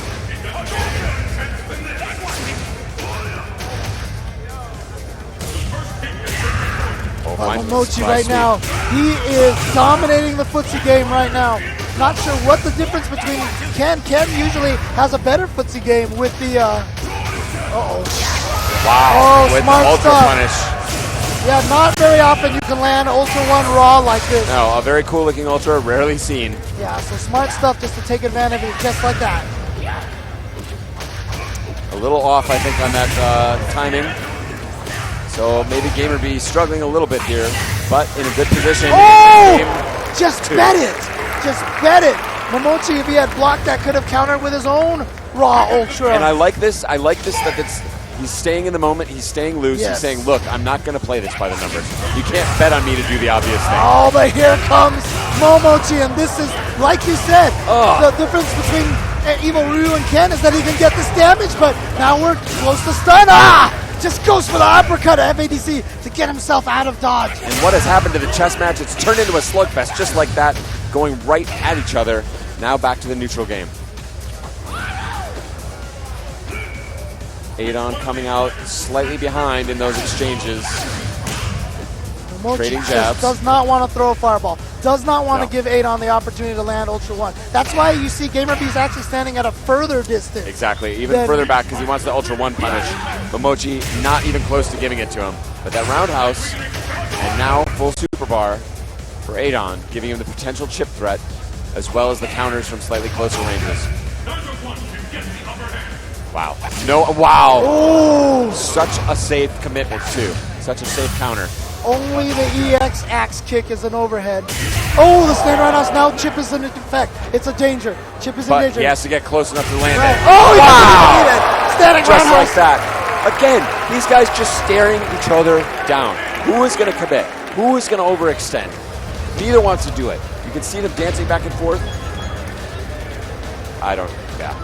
1-1. I don't know how they have. I don't know how GamerB has anything left. I don't know how Momochi's able to do this. And now GamerB switching it up yet again, going all the way in. Yeah, going His very opening gambit. offensive. Yeah. Oh, and another nice counter there with the neutral jump. But no meter for FADC for extra damage. Oh, he's got him, but again, no FADC. Otherwise, that would have been stunned. Ooh. They brought it back even. Oh, tried to create the scramble. He missed the Jaguar kick in the air. There is a height restriction, a very slight one, but it can cause death if you make that mistake. Ooh, looking for the counter hit trade. Wow, beautiful use of that jump punch. That reaches a little bit further. A little bit extra, a little more range. And just like that, gets to the land into the crouch with the lead, but look at this. Momochi answering back and with a double FADC into Ultra. So smart, used all of his resources to make sure he could take that round. Well, that's what we promised you. This guy has a little harder struggle in neutral, but when he lands a hit, boy, can he make it hurt. Yep, and that is why Stealing this it. character this change might have been just beautiful. Ken landing low forward fireballs doesn't get him as much as EVO Ryu. And that could be the difference in the footsies. That's just more fear. A very smart calculation, so a lot of metagame. That's, I think, the first one of those Jaguar TPs landed this entire final top 8. Oh no, just eats it. And GamerB is going to get a big damage here. Right up Dizzy, stutter step into the toe Oh, attempt, that and could that's be going to be Dizzy, it. yes. Yeah. Gamer B doesn't even need to spend any meter to finish this round off. Gamer B now on the verge of going up 2 games. Again, this crucial game 3. Who's going to go up 2-1? This is the swing game. James, I know you're a big basketball fan. You know how much this means in the series. Oh, yeah. Absolutely. Adon's still sitting on a ton of super meter. Not incredibly useful for him in this match, but never a bad thing. EVO to you, his entire game depends on it. And now, it gets caught out of the air by the overhead. Oh, no uppercut that time from Gamer B. A little more tentative. Yeah. Oh, here comes Momochi. And now a very dangerous situation for Gamer B. He's still trying to play it conservatively, but now knows he must up the offense. There it is. There's the beginning. We'll try to bait out an uppercut. Correct, and Momochi just waking up with the jabs. In the super, no. And he actually beat the standing forward. Deny unbeatable. Oh, wow, he missed it. Oh, it's going to be a little bit off, and it's going to be 2-1 for Momochi. Evil Genius's Momochi will now move into the next game on tournament point, evolution point. Again, 2,200 plus competitors ground down to these final 2 men. Momochi now on the brink. Gamer B having come so far, both literally and figuratively, to be here today. Oh, wow! A big drop from Gamer B, who may finally be running out of gas. Yeah, left a lot of damage on the table there. And silencing the uppercut with a dive kick, so smart. Yeah, again, run out of invincibility right at the beginning, so you do the dive kick to delay the descent of your jump. Correct. Gamer B wounded but not out by a long shot. Must win this game to have any more hope of his EVO championship. To the wrong side. A little too close. Maybe he was expecting a backdash. Momochi with a solid but conservative punish. Too far. Wow, a big overcommitment. Yeah. And again, Momochi showing consistent forward dash against those cross-up attempts from Gamer B. Wow! Just lets it rock! And now, Momochi, tournament point, and you can see the life draining out of Gamer B. Final round, and he was setting up that opportunity, like, is he going to demon in this spot? And then the uppercut came after just 1 beat. So beautiful. The meeting of the minds. And just an uppercut right there. Gets some extra damage. The more damage he gets, the more that light at the end of the tunnel falls away. Adon still sitting on that super bar, but yet to find a great opportunity to use it. He's playing the game from so far away. That uppercut FADC is not on the table. Wow. A little bit of a drop. Too far. And he was crouching. This could be near the end. Nice. The last chance. Delayed wake up. Such no guts. Super again. He's got to look deep inside to have anything. A rabbit must come out of a hat. That could be it. Red focus. That could be it. Will it be enough? Will this be enough? Right down to the line. Not final hit enough does yet. not kill. What is next? He gets him out of the air! He gets him out of the air! Gamer B is taking it the maximum distance. 2 games apiece. Final round, Evolution 2015. I am literally and figuratively on the edge of my seat. Yes. Gamer B needs to win this. Take it to game 5. Risky fireballs. Again, Gamer B has shown already that he's had a pretty decent reaction on those EX Jaguar kicks. Very consistent, yeah. But at this point, the pressure is so high. Catches him hitting the button. Wakes up with the uppercut. Yeah.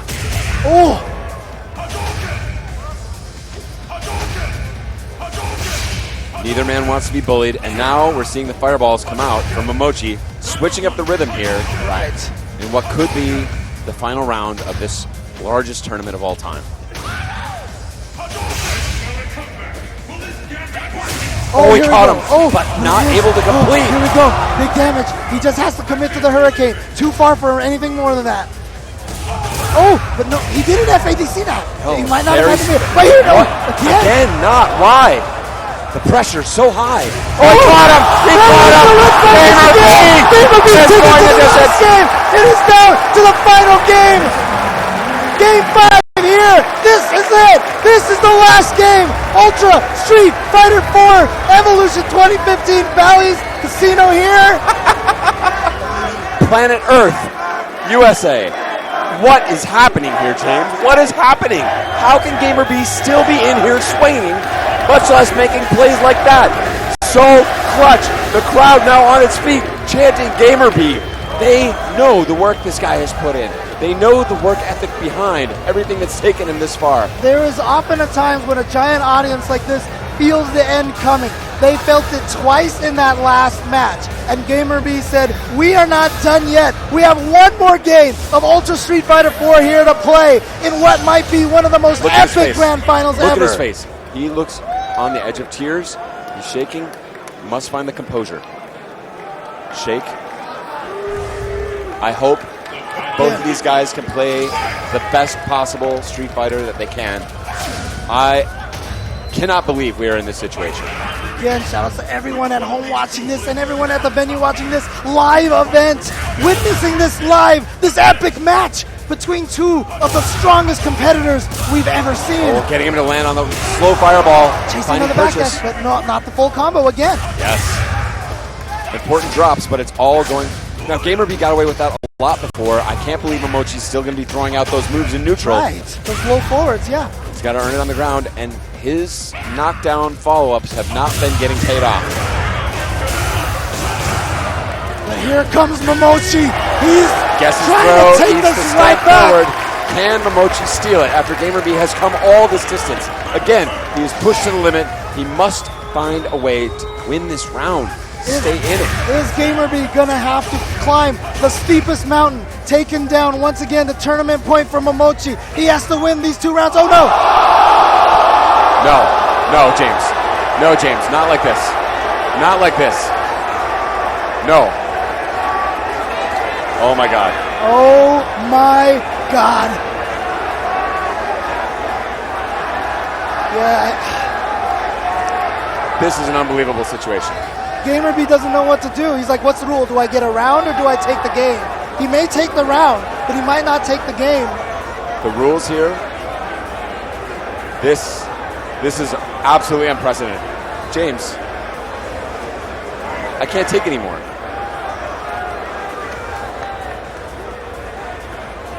I believe GamerB is within his rights. Yo, no, that's absolutely the rule. To take the game. That is absolutely the rule. Well, yes. Maybe not to take the game, to take the round. He can take the round, yeah. And I think he's going to take it.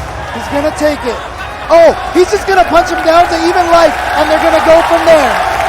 That is sportsmanship. Is an unbelievable, literally unbelievable display of sportsmanship. Oh, no. This is, in fact, what's happening. He's just knocking him down lower to help so he cannot build any more meter.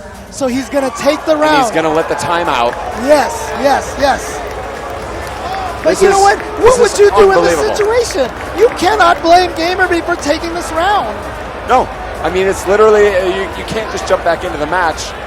And Momochi, obviously, it was a clear situation. The rules are very clear, and we are going to go. Oh, this is a problem. Momochi's controller paused on him again, yeah. So he's having a stick difficulty at this stage. I can't even believe this. I'm speechless. At this point, to have some sort of major stick malfunction that now has cost him literally a potentially tournament-winning round. And now we're seeing elements of that again. And literally time is running out on Momochi to be able to possibly pause the game and try and address the stick problem between games. And what does this do to your confidence as well? To have your stick sending a signal. Yeah, seems like they are going to give him. Yeah, they're going to give. He's going to be given time to see if he can figure out what's wrong with the controller right now. That's Choco Blanca, of course, up there. It is literally unbelievable. Yes, they are trying to help him out. Maybe try to find a replacement joystick of some sort. Duo. And in both cases, neither one of these competitors wants this. Yes. But this is just literally unbelievable. Too much is on the line. Literally unbelievable. Momochi has already qualified. Like I said, well, actually, GamerB has officially qualified now, whether he wins or loses. I do want to point that out. He is in the Capcom Pro Tour guaranteed right now, because even if Momochi wins, he's the next highest finisher. So he's in Capcom Pro Tour, but there is a lot of money on the line. There's so much at stake here. Well, this is it. I mean, this is the biggest tournament in the entire world. History. By a mile. History. The greatest players are all here. They are all grinding their way through one another, trying to climb this unbelievably giant mountain, and to come this far, to be on the precipice. And now, faced with this kind of technical challenge, literally every challenge possible, imaginable, has been thrown at these guys. And now this. I can't imagine what they're going through. Chocoblanca's like, sorry, no one has a stick here you can borrow. Really? In a room? Okay. He is. Yeah. He is searching for a new controller. But again, the intensity that both of these guys had going into this, what happens now? Can you recapture it? You must. You're challenged that way yet again. Right. You must find that focus again. You must center yourself and say, I've gone through all the best players in the world. And this is such a disruption to both of the players. Your muscles are tight, your nerves are frayed. And at the same time, Momochi's lucky that this has not been worse, that he was able to recognize what was happening. Right. Possibly with the cord or Right. whatever signal was causing the pause to be sent to the machine. He's lucky that that's been ascertained now, because it could have, for as amazingly, hard as this has been, it could have been worse. It could have been the last round. It could have been the last round. Right.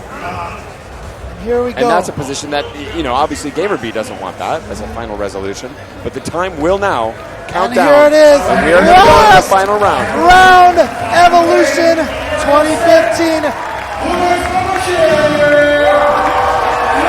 This is it. GamerB opening. He's found that focus. And Momochi will